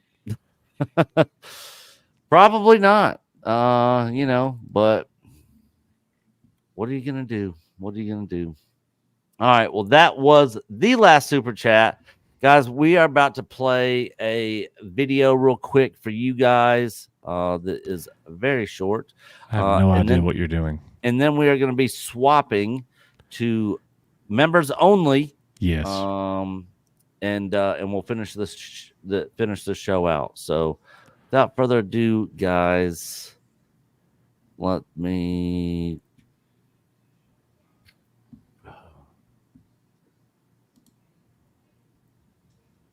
The happiest place on earth, but for some, it's a different story. Recently, the Disney tapes detailed corruption and racism in the Walt Disney Company. Unfortunately, only a few news media have picked up the story. One of the guys at Disney openly said, I would never hire a straight white man. 2 weeks ago, a former Lucasfilm employee spoke out against what the company has done to franchises like Star Wars. And now, the biggest reveal yet. In an Echo-based network exclusive, Coach and Nick sit down with a former high-level access Disney employee with over 15 years of experience with the company. From this interview, you are about to see a first-hand account of corruption, deception, deceit, and the misconduct of the Walt Disney Company, revealing more truth they do not want you to know. In an effort to remain anonymous, our guest has chosen to go by the moniker Agent Callus. Echo-based Network is the channel that brought you the Tim Rose interview, who spoke out against unfair and cruel treatment by Lucasfilm, the interview with Alan Dean Foster, who wrote the original novelization of Star Wars and spoke out against the wage theft carried out by Lucasfilm and Disney. We're the creators of the Star Wars sequel trilogy documentary, detailing the destruction of the franchise. Our Before the Dark Times video was tweeted out by Mark Hamill himself in an effort to restore the greatness of the Star Wars franchise. And finally, we held what many consider to be the greatest event in the history of Star Wars live streams on YouTube. And now, be sure to join us for this major breaking story.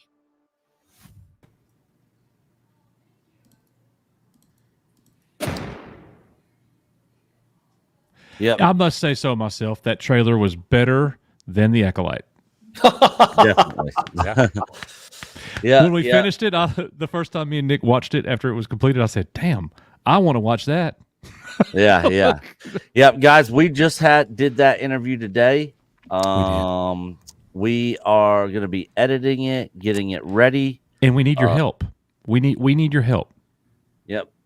Yep, we need your help. Once we drop it, share that out on social media, that little teaser, and stay tuned for that interview. Definitely share it out when we drop it, please. Yeah, and because he has a lot that he talks about in there about his time at Disney, the culture there, and so it's a very interesting conversation, especially with all the James O'Keefe stuff coming out.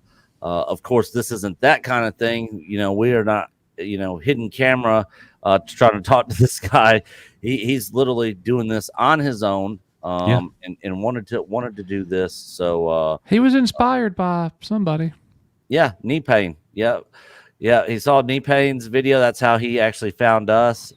We completely vetted this guy. We know who he is. Of course, you guys will not know who he is, but we saw his employee badge ID, his awards, a lot of the stuff that he has, his personal LinkedIn account, all that source. So we know who he is. He is legit. Yes.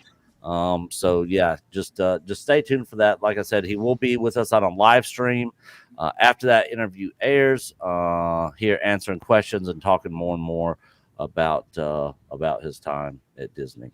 With that said, we got one more super chat from Sir Joseph Pesci. Let's go. In the house. What is up, my brother? Hey, man. One of my buddies over there on the Shady J show, Jay from the Game Chasers. Also a very good chess player, might I add. Nick, I'll become a member next week. Would love to come on. Yeah, so our member pop-ins that we do on our Thursday nights when we do have pop-ins, Jedi Master and Grandmaster levels, we actually get the link and actually can pop in here in the stream with us and hang out and chit chat and talk about say the Star Wars or news or whatever that's going on. So I hope there were still some people here to receive those memberships. I hope they didn't leave. We got 459 in chat. Okay, good. Because why are you holding your head? Because Staccato DDS just gifted 20 more. Oh, Staccato Dude. DDS. He was on DA's last night. He gifted 70 Wow. members. I was like, why is Coach holding his head? I thought he might have did something on the. Oh, Nick on the missed back the end. 50. Nick missed the 50. Yeah, I wasn't here for the 50. Look Hell at this to right you, here. Look. Staccato. Actually, I'm like, where is that? Look at this right here. Just keeps. These store troopers are gonna be tired, man. Yeah. Well, let's give it a chance, because I closed my YouTube. Let's give it a chance for it to catch up then before we switch it over. Yeah, because it's gonna it is gonna go through. And So look, brother, thank you so much. Everybody, please give Staccato DDS a big shout out. EBN. Thank you, brother. Thank you, Staccato. I can't even. That is so generous, man. I got to pick a good one. You know what? I'm going to play both of our favorite Super Chat videos, Nick's and mine. Wait, Nick's and mine. Okay. And then we'll play both Welcome to the EBN member family videos. Yeah. What is this turning into a competition between us? Is that what this is? No. Okay. All right. Good. Because I always lose those. All right, here we go. Up first, the classic. Thank you, guys. And they give us Pee Wee Herman bucks.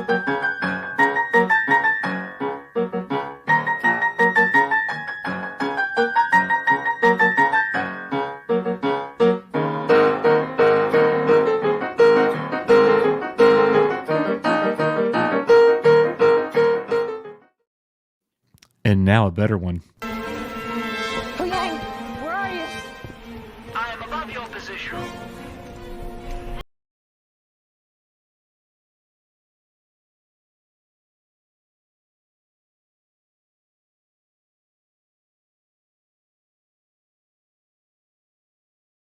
She's slow. She's slow. She's slow. Yeah, she is. She was. Use slow. 4-speed or something, man. Come on. Yeah. And while we were doing that, Samuel Main chipped in one more gifted Echo Base Network membership. Guys, you guys are incredible. Samuel Main. You know, I have said from the very beginning of this, and we share a lot of our community with other channels as well, but the Echo Base Network community is the best on the platform by far. I know I'm biased. It is what it is. Of course we're biased. Of course we're biased. I'm not going to disagree. Yeah. Yeah. Thank you. Yeah. Hell, Samuel Main. Thank you, Samuel Main. Rick Shaw actually got the membership for that. So thank you for that. I'll let you play those other next two videos. I don't even know which ones you're playing. Yep. These videos are for all the new members here in the EBN member family.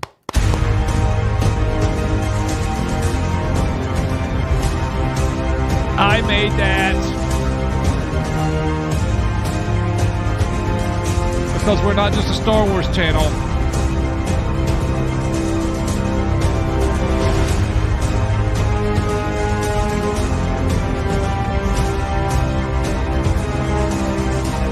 You son of a bitch.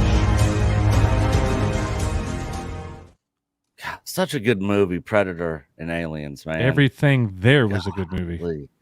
Oh, look, Nipain has a Shiba Inu dog. Yep. Speaking of aliens, her name is Newt. I've named quite a few of my pets after aliens characters. So I've had Hudson, I've had Bishop, and this is Newt.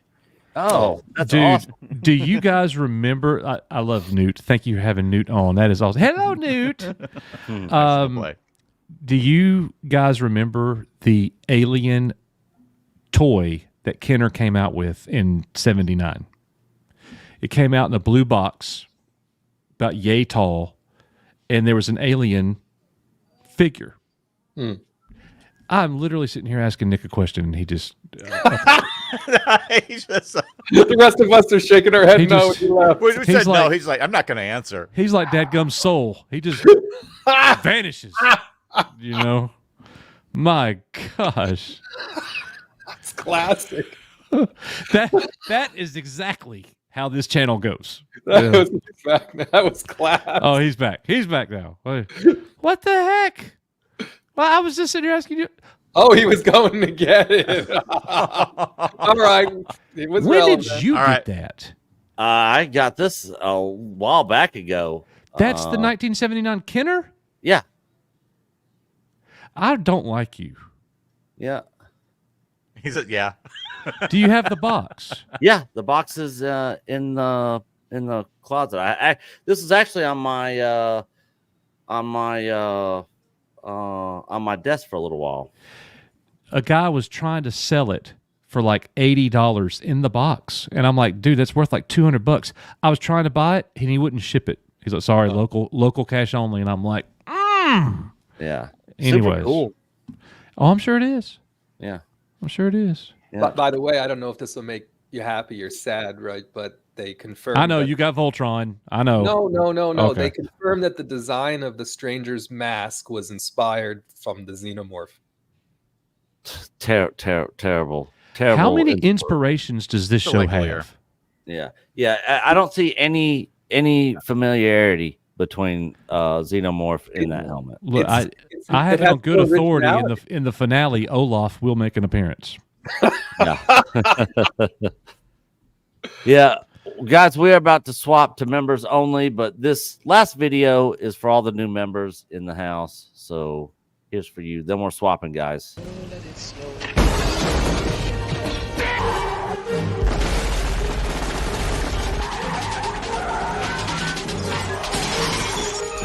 Welcome to the party, pal.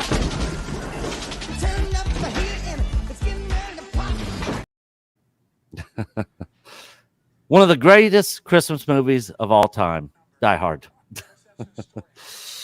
It's not I Christmas agree. time till you see Hans Gruber fall from Nakatomi Plaza. So Oh, I agree. I agree. every Christmas. Gotta So watch it. I am going to go make the MAGA Make Acolyte Go Away shirt while we're doing pop-ins. All right. Guys, well, I was just about to swap over, but John Morgan And under has the joined wire. the ABN member family. Thank you, man. Welcome, Thank you. John. Thank you. You will still be here when we swap. You will to still be members here only. when we swap it over. Yeah. Everybody else who's not a member Sorry, will guys. unfortunately be kicked out. I hate but we that, but- will return for EBN cast tomorrow afternoon. We will? You always cancel it. Well, that's because I had personal drama crap last week. Oh, bro, I know. And then the week before that, same crap, that I dealt with for 2 weeks. So Yeah. EBN cast is returning tomorrow. 2:00 Central Time. Be here for that. So let me go ahead and get this swapped over. All right.